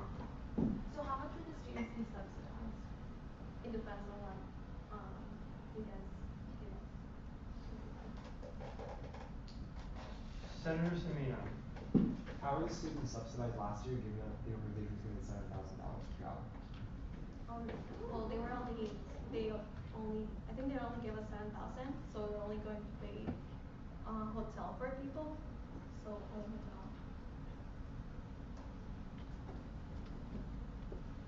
Are there any more questions? Senator Rodriguez. We said 256 per student, right? Senator. 294. 294. And we said it would be 7,000 divided by 56 people, right? 54. 54. That's like 125 per student. And then 296. I just want to say this. It's like $100 per student. It's not that far away. Ms. Lopez? When the balance, is strong, they didn't allocate hotel room, so you have to have like 100 more students. The hotel is 122 per day. Are there any other questions? Senator Trump. I have two more for Senator Law. Are student organizations allowed to get money from other sources? No. Yes, but if they do get money from other USF entities, they become ineligible for US student government funds. Just making sure, are you getting? No. We're only, subsidizing people if they give us student government. That's why we're requesting more money, because we can ask other entities to give us money. Are there any more questions? Senator Schiffler. Should I move to enter a 5-minute discussion period, 1 minute speaking time? Are there any objections to a 5-minute moderated caucus with 1 minute speaking time? Seeing no objections, you can take a seat. Thank you. Thank you. Senator Schiffler, since you have. I yield my time, Mr. Speaker. For the discussion point, do we need to do how we do in other voting matters where we ask the subject to leave the room, or is that okay? I don't know what the procedure for this, I'm just curious. Well, personally, she's not a part of student government. I wouldn't feel comfortable asking her to leave the room, especially since she has the right to be here, if that makes sense. So, Senator Schiffler? I yield to the Speaker. Senator Semino, give me 1 second.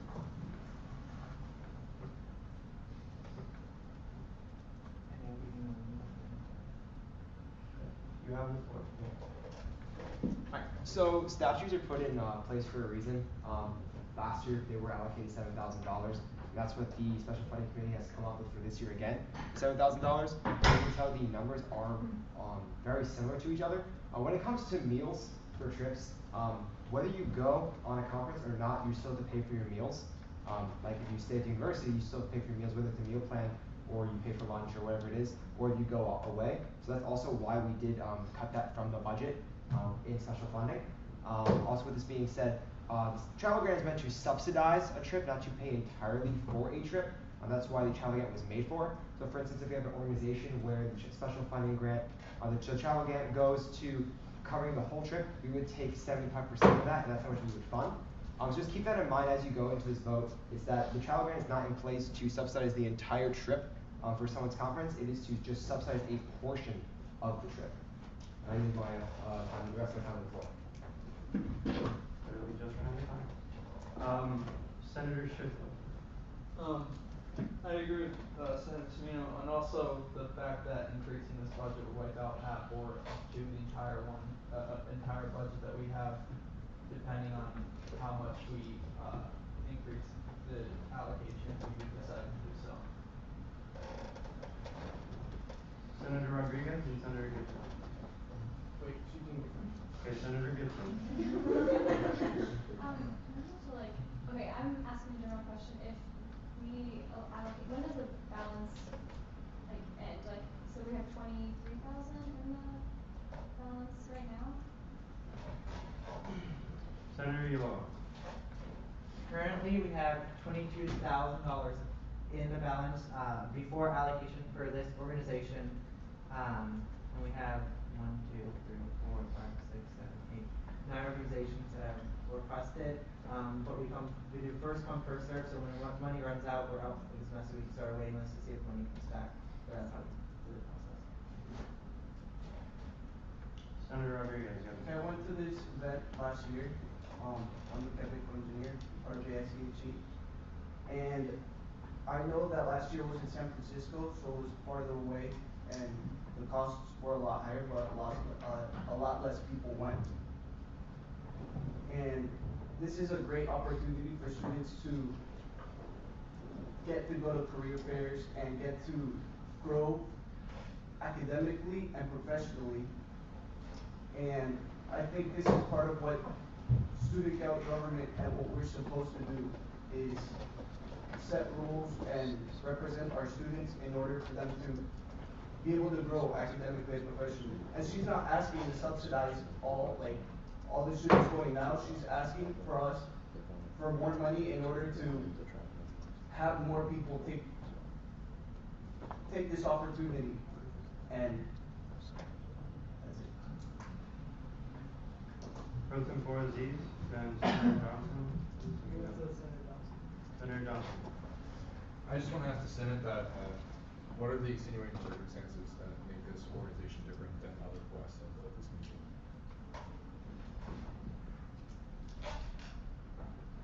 Pro Tempore Aziz. So what I was gonna say is that, as everyone's already pretty much stated, it's a subsidy. And also, keep in mind, we have to be fair to all student organizations, and to make sure that we're funding them all under the same grounds, not making exceptions for an organization. That if a student were to ask why we made a decision, we could say that confidently we looked at it objectively for each and every organization and funded that way, without making one special or making one not special. Senator Semino, then Hibla, then Rodriguez.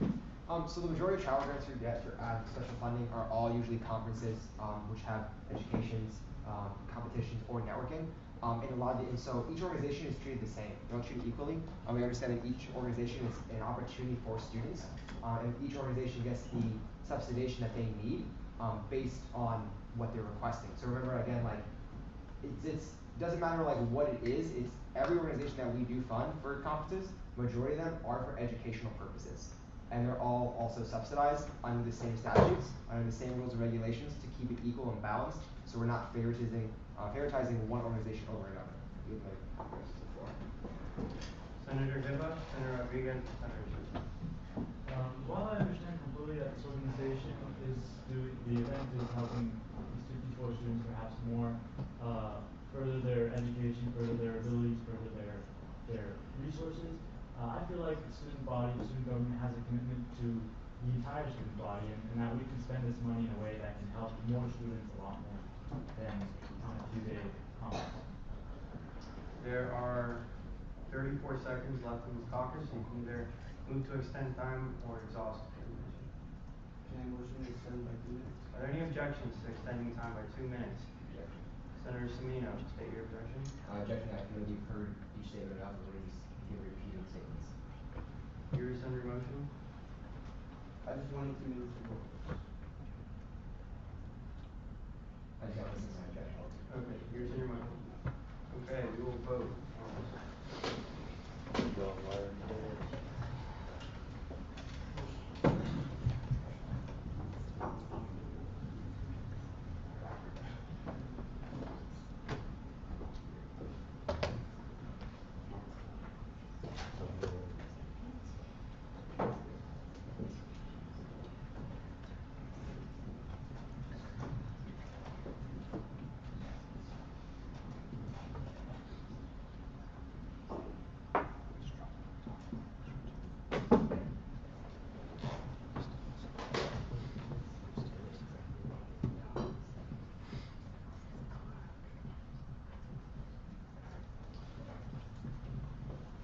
Okay, please click.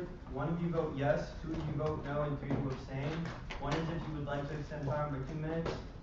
2 is if you object to the motion. 3, self-explanatory. Has everyone voted?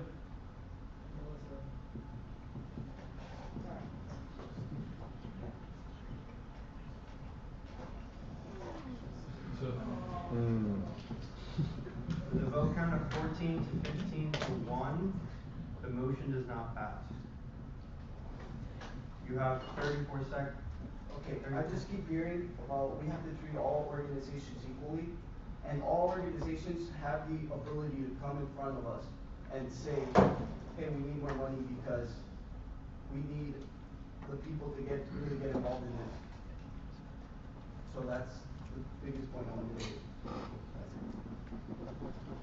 Okay, there are 19 seconds left in the caucus. Senator Shipley. Mr. Butler, so Senator Elo did bring up a good point. There's 9 other organizations that are waiting. If we increase this, we're cutting the short because it's very easy for travel grants to enter even $1,000 very quickly, and then 2,000 is now the question for even small requests. There are 4 seconds left in this caucus. Senator Elo, I'll give you 4 seconds. So pretty much, I just want to draw your attention, so as you guys are making consideration, there's 4 options that are on the board, and they're all in the email, and you can check them out. Thank you. We have now exhausted our caucus. Senator Hainline. Move to enter voting procedures. Are there any objections to voting on this matter? Senator Elo, state your objection. I'd like to explain the options we have before voting. Okay, Senator Elo. So if I can go ahead and explain. So we have 3 options up here. The committee went through and allocated 3 different amounts today in committee for you guys to decide what you want to do. So it's up to Andy to decide how he wants to do it, but my suggestion would be start with the biggest, I guess, removing proviso, start at the biggest, and go smaller and see what the Senate decides. And you need a 2/3 vote to suspend the said proviso. So just know that when you guys are voting that my suggestion would be to go down, I guess, up the list to see whether you want to suspend all proviso and fund that amount, suspend proviso passing 7,000, but keeping the bus proviso and funding the middle amount, or keeping proviso, I guess we don't have to vote on the last one, or keeping proviso as is and then funding the 7,000. So that are the 3 options. So the way we're going to do this is we're going to vote on whether or not to suspend proviso first, and after that we'll treat this almost like a travel grant. I just have a question. So, Senator Rodriguez. for the other organizations that Chip was talking about, if we do increase this money, is that gonna take away from the other organizations or no? Senator Elo. We have 2,000 left in the account. When that money runs out for the semester, no organization get funded unless we get money back into the account of organizations who did not use it for previous travel. So this is 20,000 is what's set for travel for this semester, which means essentially yes, that's what's left of the 9 organizations.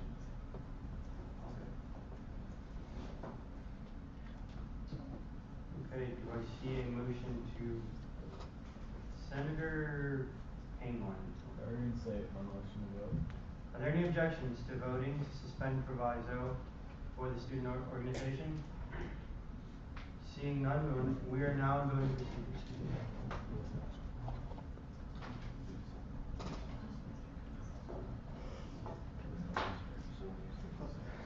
Okay, so before I let everyone vote, I'm going to explain to you very clearly what you're voting on. If you vote yes, that means you agree with the petition from the American Institute of Chemical Engineers. If you vote no, that means you do not agree with their petition. And 3 is to abstain.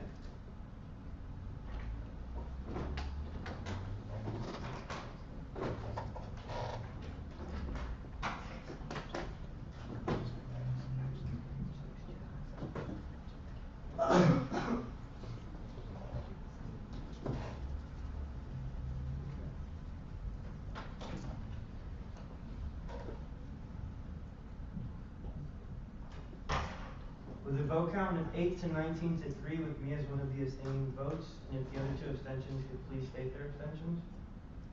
I'm part of the organization. Juan Rodriguez. As chair of the special funding committee, I'd like to say Victor and the members. Corey Elo. The petition does not pass. Moving on, next item on the agenda is presentation on university-wide committee.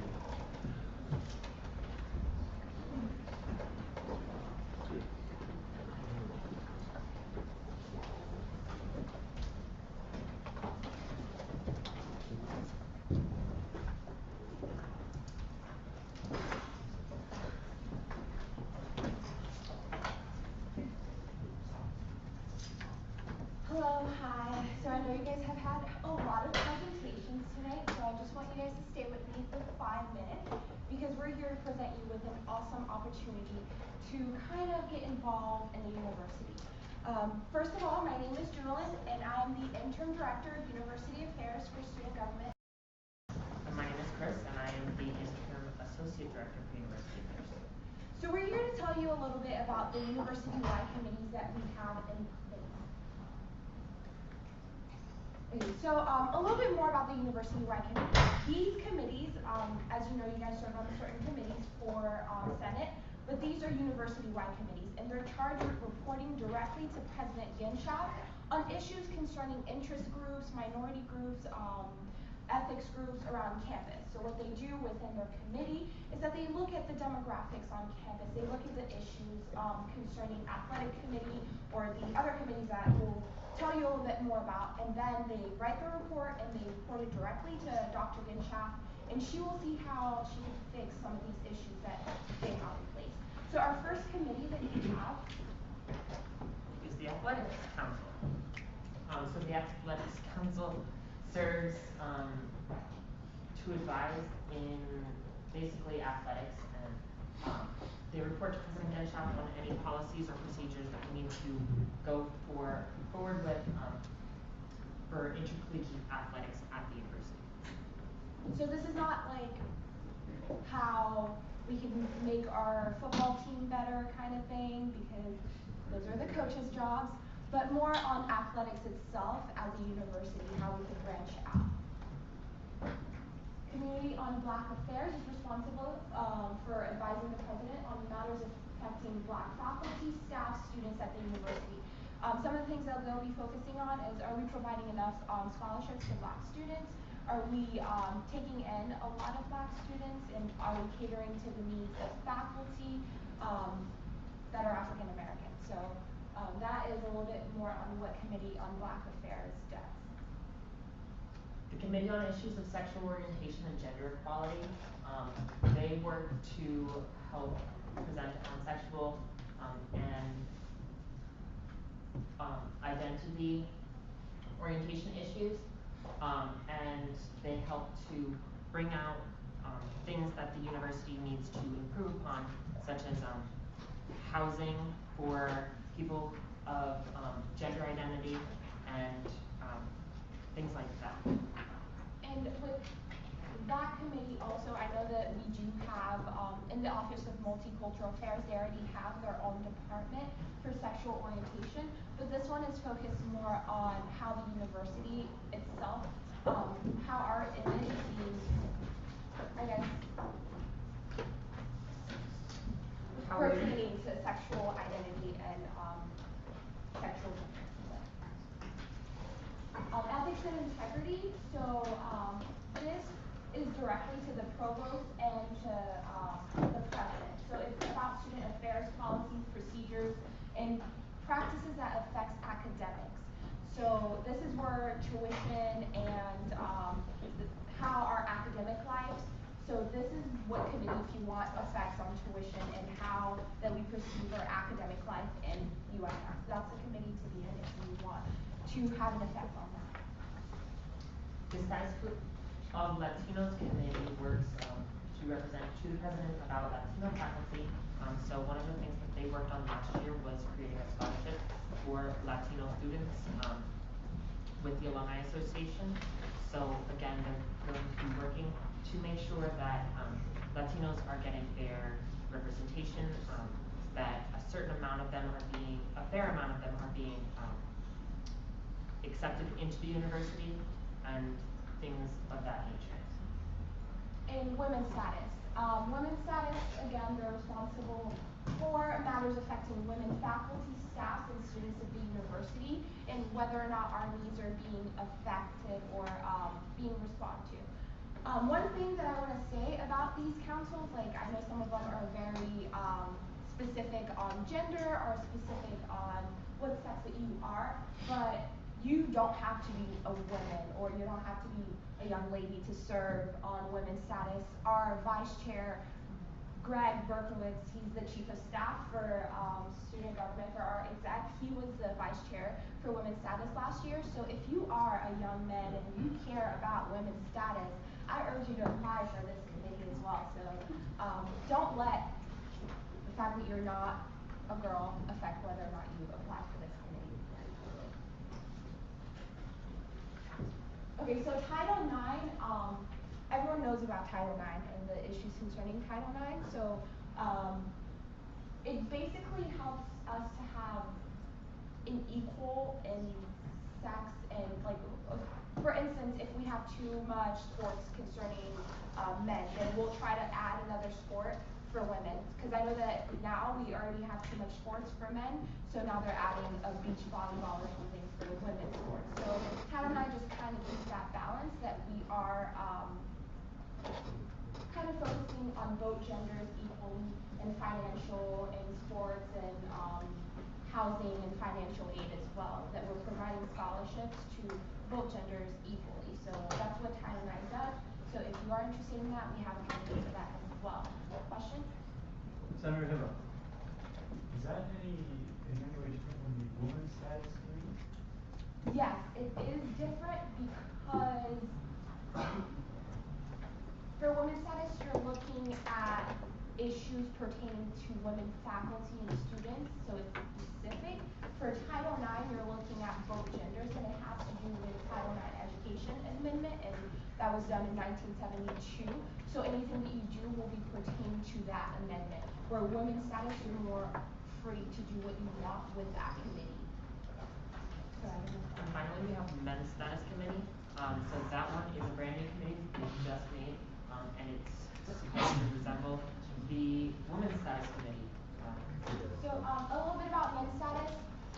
Right now in our demographic, it's showing that men are not graduating at the same rate that they were in the past. So that's an issue that President Ginshaft cares about, and that's why she wanted to start this committee. So it is brand new. I urge all of you young men or young ladies who care about men's status to apply for this. Again, your sex does not restrict you on which committees that you can apply for. So that is the main issue on what men's status will be focused on this year, or why is it that men are not graduating at the same rate that they were in the past. So. And then applications can be found on the SU website under Get Involved, and the applications are due this Friday the 26th. It's a quick application. You do not need a resume or recommendation letters. All it asks you is a couple of questions about what you're involved in, so you just sort of fill on what you do. Obviously, Senate, that's a huge thing. I am looking forward to seeing all of the senators to apply for these committees. Yes, Aziz will get on that. But thank you so much for having us. I know it's like, oh, question, sorry. Senator Trump. How many students are in each committee? It depends on the committee. So it depends on how many the committee asks for, and then student government, it's our responsibility to fill those spots. Senator Sarah Yaku, did I say that right? Yeah. Question. Is there any process to create a new committee or whatnot? For example, why is a certain ethnic group represented? Maybe say for example a group wanted to be represented, or a committee wanted to be developed for like students of this, or for the rights of students of Islamic faith, it's stuff like that. Are there any processes for that, or? Yes. At the end of the year, these committees, they have an end report, and if President Ginshaft sees that we have an area like men's status just started up because she saw that at the University of Florida men were not graduating at the same rate, and that's why she started it, or was reached to start that. But if you want to start a committee, Dr. Hernandez, he is in charge of facilitating these committees at the faculty level. So he would be the person to talk to. But if you come to our office and you are passionate about starting a new committee, come get in contact with us, and we will give you more information about starting that, because we understand that not everyone is represented in these committees, so we want to. Senator Williams.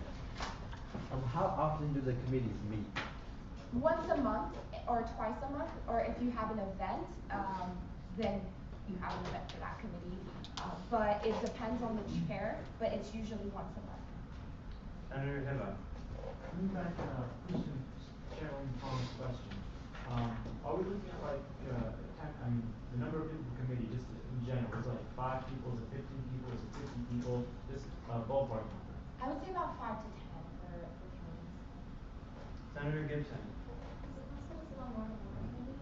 Yes, it is possible to. Pro Tempore Aziz. So let's say if someone applies, when will they know when the committees meet all the time, so they don't bounce their schedule? Okay, so the application are due this Friday. We're looking at doing interviews, the week afterwards. Let's just say that you sign up for women's status. It would be Chris and I and the chair of women's status, which is the faculty, and hopefully, Brandon Hartman also, he'll be sitting on that committee. He's one of your fellow senators, so you guys should know that. But, the next week would be where interviews are, and if you were chosen for that committee, then we would contact you on what the event is. So, So the times are not out yet, so you have to wait till yes. a couple weeks from now? Yeah, because we don't want to give you information if you're not sitting on that committee or if you didn't apply for it. So we try to do it on a linear basis. Once you get that committee, then you'll know all the information pertaining to it. Senator Hibba. Are the committee meetings open for anyone who wants to go to them to attend? I would say yes, because public records and stuff, so, they are open. You would have to contact the chair, obviously, if you want to go to one of their meetings. Senator Miller. Regarding the Title IX committee, could you just roll over what it actually is again, or pull it up if that works too? Because I fail to see the necessity when concerns can be raised to the rules committee here or any Senate power. Pro Tempore Aziz. This is not our Title IX, this is the federal, Yeah, this is like the university's Title IX. This is, yeah, this is President Gimshaw's Title IX. This is where she gets some of her information from, because obviously she's not going to sit down and research some of these things. That's why she has these committees to give her reports on how she could change it. And it's her way of getting student input on how Title IX itself can, cater to the university. Evan Lee.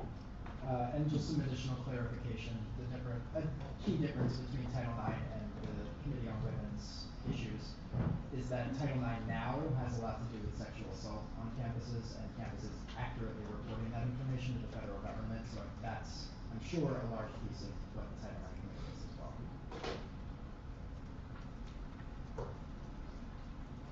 And, just to make it clear, in our position, our job is to fill the positions.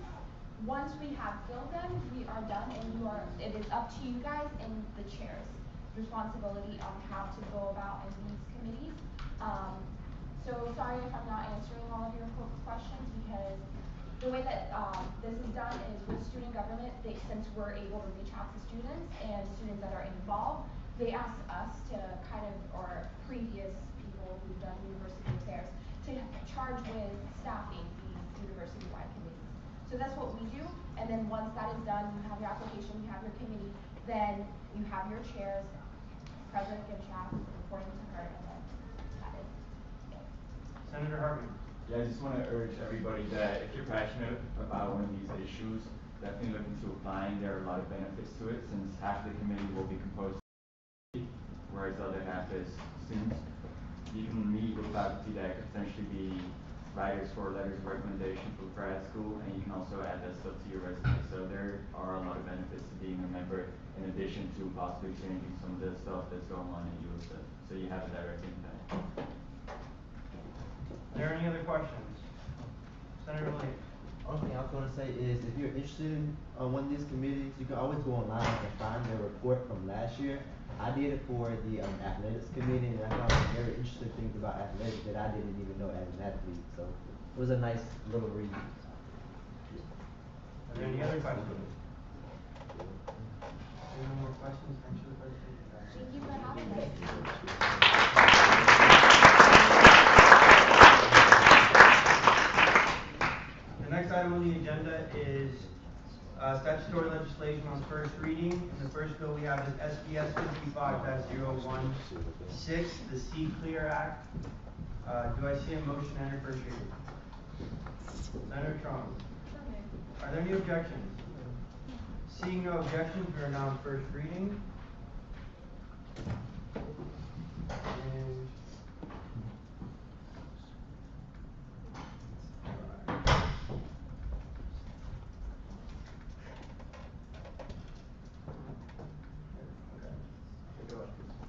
Alright guys, this is the Comprehensive Committee Leadership Education and Authorization Reform Act. So the main goal of it is to clarify our statute and in terms of defining standing committees, meetings of the Senate, and summer session. So another thing. So one thing we added that this year we do want to focus on. I know Chris Johnson's working on it, but for auditing, since this all senators are required to audit at least one AS funded event during both the fall and spring semester. So this establishes a minimum at which senators should audit.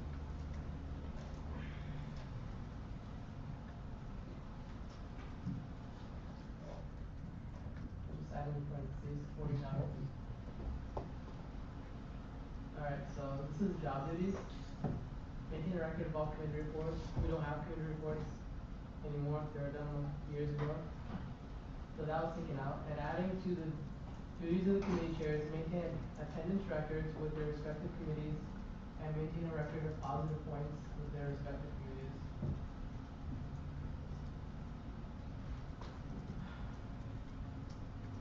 So this one was worded very poorly, it didn't make sense. So we want to focus on the second part of the sentence, starting with they shall not have any speaking rights or voting privileges until the beginning of the legislative term. It doesn't make any sense at all. So I reworded it to senators are elected for the next term will meet only to be administered their oath of office and voted officers. And then they should have speaking rights and voting rights in the meeting to elect the Senate officers for their term. And adding for officers elected for the next term must have completed at least one academic semester. The officers for the next term must be able to serve during the summer, fall, and spring semesters continuously on the term. So this one is where the major changes are. This used to be the summer sessions area, so I combined summer sessions, meetings of the Senate, standing committees. So the first one, meetings of the Senate. So during the summer there was a declaratory judgment that lumped in meetings of the Senate and standing committees. It wasn't clear in our statutes, for one thing. So this clarifies that. So meetings of the Senate shall be defined as a meeting of all elected senators called by the Senate President to conduct business. Any and all instances of the word Senate or special sessions of the Senate in this House shall refer to meetings of the Senate. Senate President shall determine the time, day, place, and frequency of the meetings of the Senate. Senate shall meet during summer A, B, and C, fall, and spring semesters to conduct business. Now, the Senate shall not meet during the first week of classes of the fall, spring, and summer A semester, which is what we've been doing, but it was never clearly written down due to the class being first before us. So, the Senate shall not meet during the last week of classes of the fall, spring, summer A, summer B, and summer C semester. And the time period after the adjournment of the last meeting of the Senate for each respective semester and the first meeting of the next applicable Senate semester shall be referred to as the Senate meeting out session. Now this is for summer session. All senators who wish to be excused for the entire summer session must submit their reasons to the Senate committee for approval before the commencement of the first Senate meeting of the summer session. Acceptable reasons for excusal from the entire summer semester should be outlined in ROPs. Senators who are excused for the entire summer semester shall regain their seats. These are from ROPs, copied in here. So, senators who are excused shall regain their seats for the fall, and senators excused may be filled by a representative in accordance with choice of alternate senators. and senators who do not submit excuse absence are expected to attend Senate. And so this is meeting of the standing committees, similar to meeting of the Senate. Standing committee shall be defined as a meeting of senators called by the chair of the standing committee to conduct business relevant to their respective committee. Chair determines the time, day, and place. Senators who sit on the committee are appointed by pro tempore. Standing committees shall meet during summer A, B, C, fall, and spring semesters, and they shall not meet during the first week of fall, spring, and summer A semester, and not meet during the last week of fall, spring, summer, and summer B. And standing committee shall not meet when the Senate is out of session. So the committees and senators organizing. And alternate senators. So time to clarify about alternate senators. Time served by an alternate senator does not apply to the tenure elected to the Senate any election cycle. For example, if you were alternate during the summer and you got elected during the midterm, that time during the summer, you were not a senator as your own, you were representing someone else, so it doesn't count towards your term. So alternate senators may run for vice chair of a standing committee or ad hoc, and alternates shall not be eligible to run for a chair of a standing committee.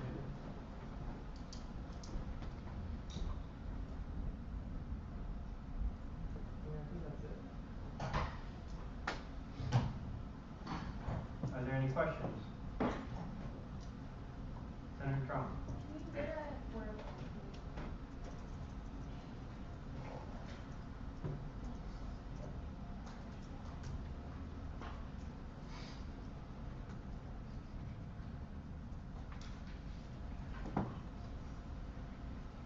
So this bill's not time sensitive, so no need to rush into passing it. Senator Malonga. If there's no questions, move to the table. Are there any objections to tabling this bill? Seeing none, this bill has been tabled. Next item on the agenda is fiscal legislation on first reading.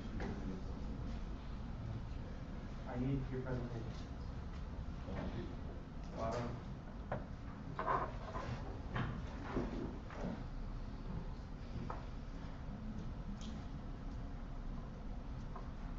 The first bill is SBA 55-018, Come Out of the Dark. Do I see a motion under first reading? Senator Shiflett. Are there any objections? Seeing none, we are now in first reading.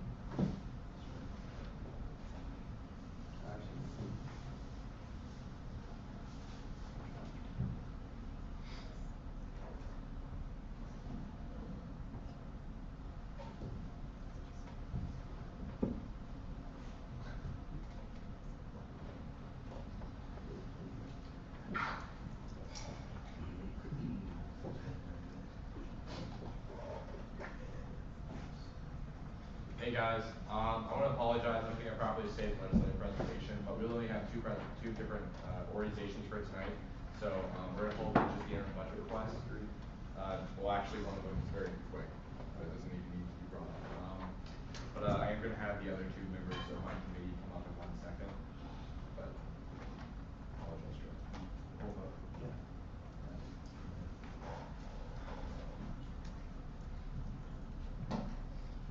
Come Out of the Dark. Hiba or Anika? Is Anika not in the room? Step down. No, just start. Okay, yeah. I'm sorry. Anika said she would present this one. Yeah, okay. Come Out of the Dark is an organization that's basically like a depression advocacy group. The idea is that Senator Sonic can speak up.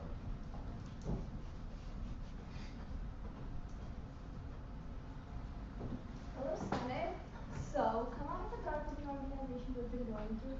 So, they asked for 7,017.2, and we allocated them 1,706.6.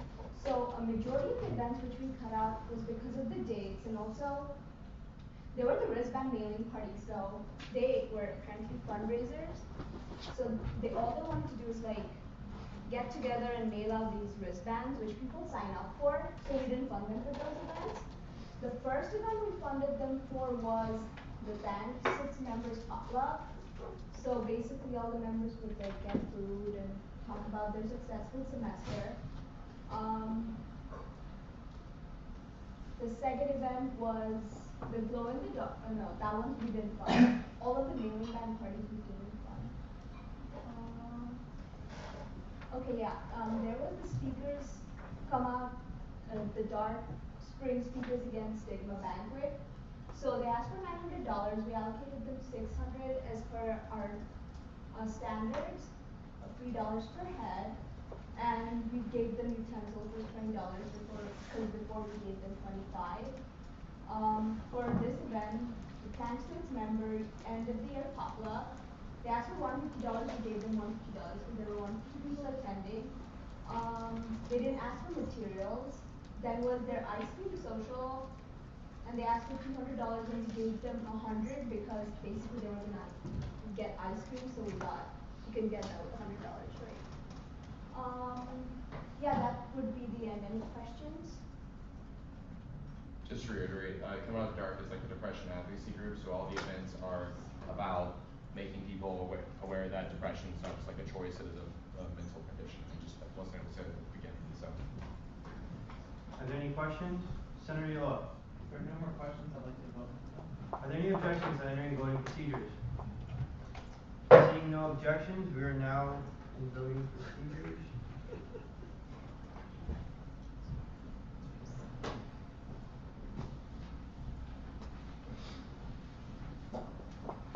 Please click 1 if you vote yes, 2 if you vote no, and 3 to abstain.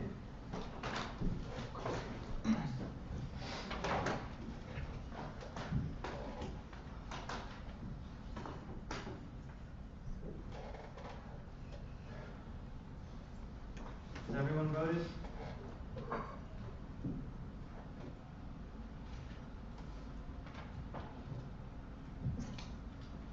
With a count of 25 to 0 to 1, with me as the abstaining vote, this bill passes. Senator Schiffler. Seeing as no people have left tonight, move to reestablish quorum. Not a problem.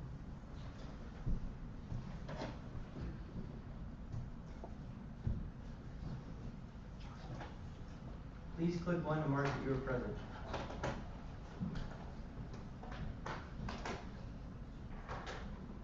Has everyone clicked in?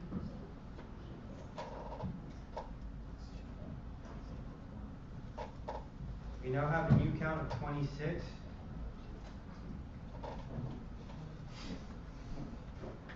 Next item on the agenda is SBA 55-012, Youth Empowerment Skills.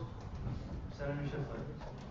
Moved in our first reading of that bill. Are there any objections?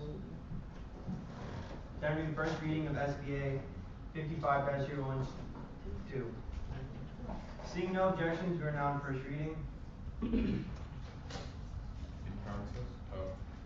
Okay, so youth empowerment skills, just go ahead and scroll to the top. Youth empowerment skills, we're basically going to zero fund them. Not basically, we're going to zero fund them. We're recommending that because the events they requested were basically like a formatting trick to try to get these giant seminars funded. Normally, I wouldn't even bring this to the Senate, but the precedent is that if an organization, if we recommend to allocate an organization $0, we have to present that as a bill to the Senate. So, if you have any questions, you can ask. But basically, each of these projects are different days of the same 5-day event. So it's like a multiple day event, and they try to get funded for each individual day. But the reality is that if you go to one event, then you have to go to the other 4 events. Is how the program is set up. So that's why we're recommending we allocate $0. Are there any questions? Senator Gibson. Are there any objections to entering voting procedures on this bill? Senator Yoloa. Senator Yoloa. So, I'm just curious to like, what grounds of,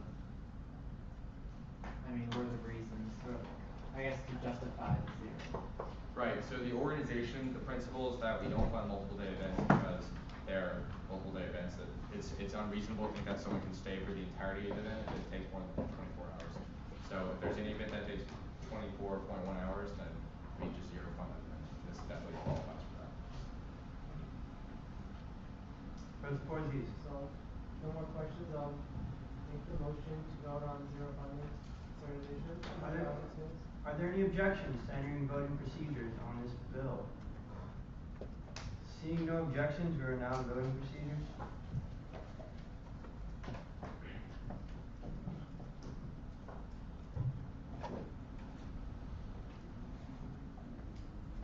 Please click 1 to vote yes, 2 to vote no, and 3 to abstain.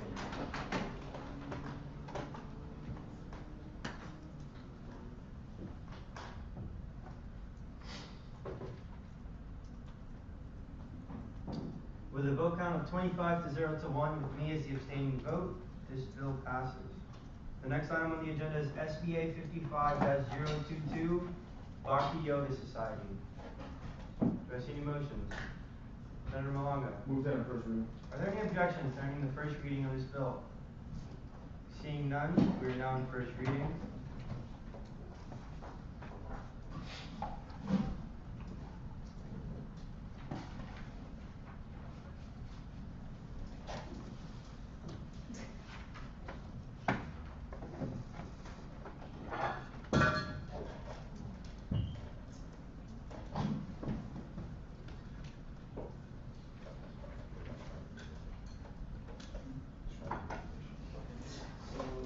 Starting out, the Bhakti Yoga Society, it's a society where people get together and they do yoga.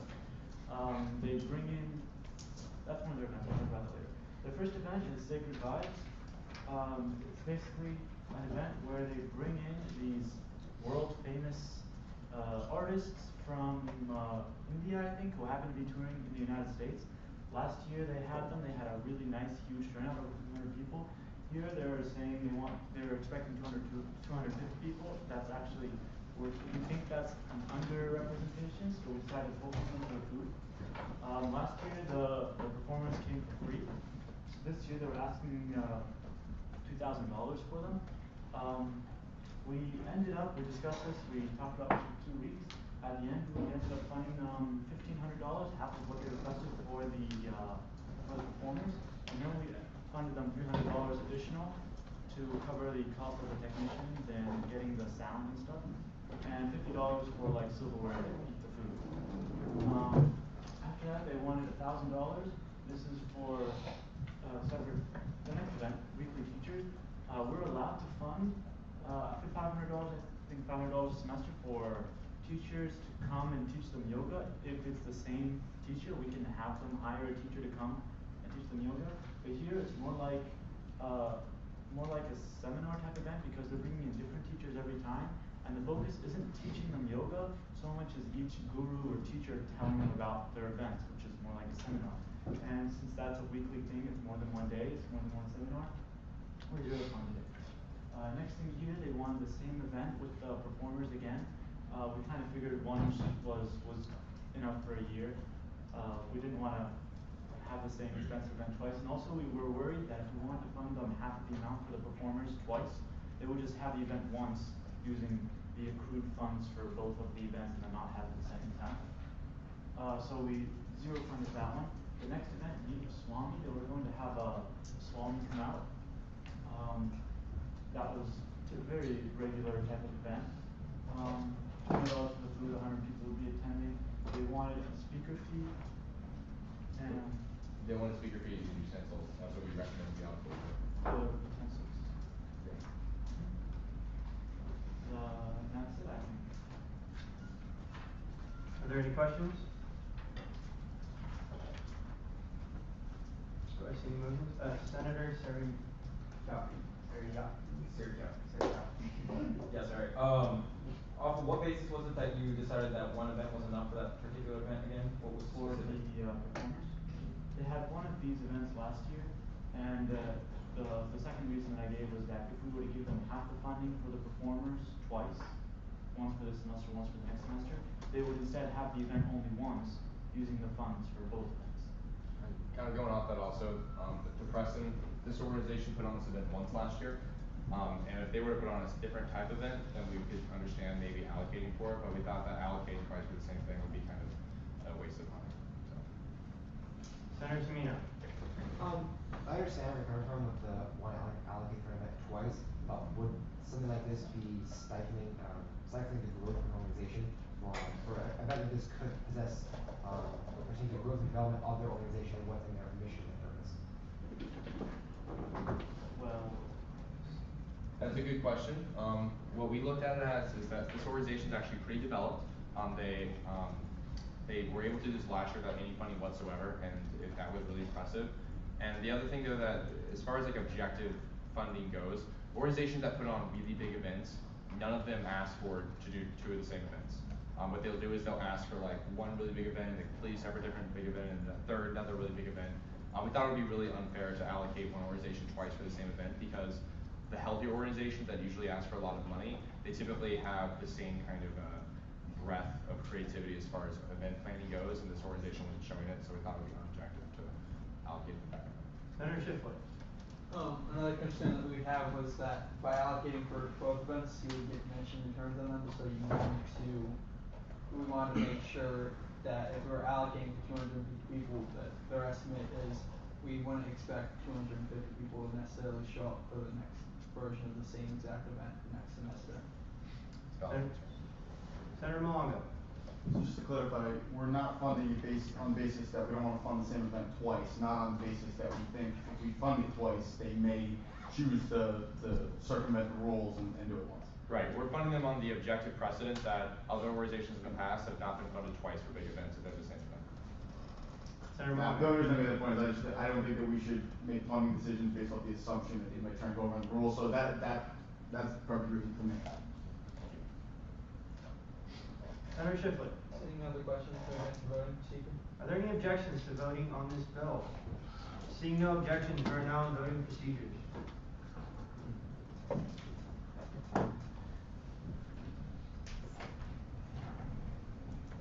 Please click 1 to vote yes, 2 to vote no, and 3 to abstain.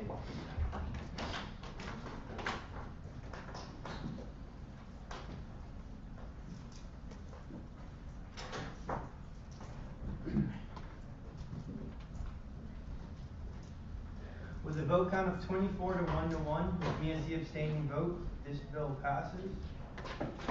Sorry again about the lack of legislative presentation. It's not going to happen again, guys. The next item on the agenda is announcements. Are there any announcements? Senator Semino. Homecoming, October 6th, 2000.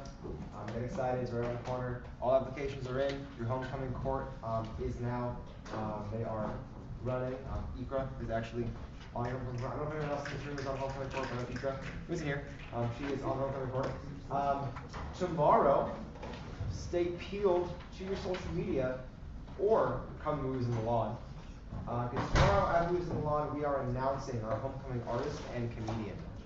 So either come to Movies in the Lawn, I'm pretty sure tomorrow is 22 Jump Street, or stay peeled to social media at around 9 o'clock to 9:30. Are there any other announcements? Senator Trump. Town hall tomorrow, no sir. Pro Tem Aziz. There will be Lenny's at the town hall tomorrow. Okay. On the topic of food, I would like to remind every senator that the food provided here isn't your dinner, it is a snack for everyone to enjoy. So please take snacks moderately, that way everyone can have the same share of snacks. If halfway towards the meeting there's still excess food left, then feel free to go ahead and take more. But when you first get here, please remember it is a snack, it's not food. Alexander Johnson. Next Wednesday is pastries with the president. Be there. What time? Let me look at my calendar. 2 o'clock. Are there any more announcements? Pastries with the president. Senator Hartman. Next Wednesday is 10th, be there. And it's going to be free. Food everywhere. Senator Malonga. There's no further announcements. Objection. You rescind your motion? Okay.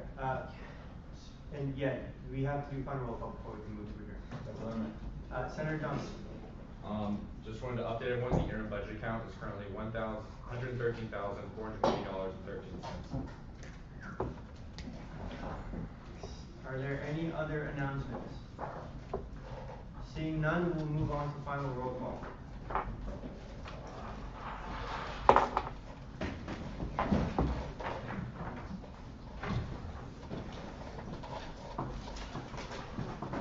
Please click 1 to mark that you are present.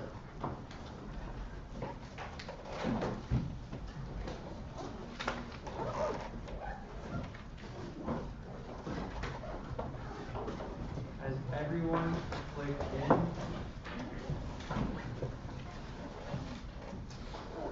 We have a final count of 25. Senator Fontaine. I move to adjourn. Are there any objections to adjourning this meeting? Seeing no objections, this meeting is adjourned at 8:36 p.m. Boom! Nice. Thanks for cleaning it. Oh my God. 8:36.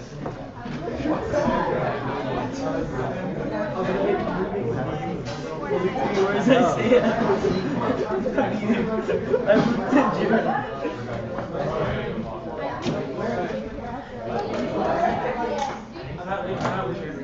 That's what he said. Literally. So I'm gonna try and do one of those committees. I'm gonna try and do the athletics committee. I mean, I have, like I said, so check. Nice. Yeah, I did athletics because my heart lies in athletics. Just to give you the full experience, I give you the option. But if you with it, in addition to that,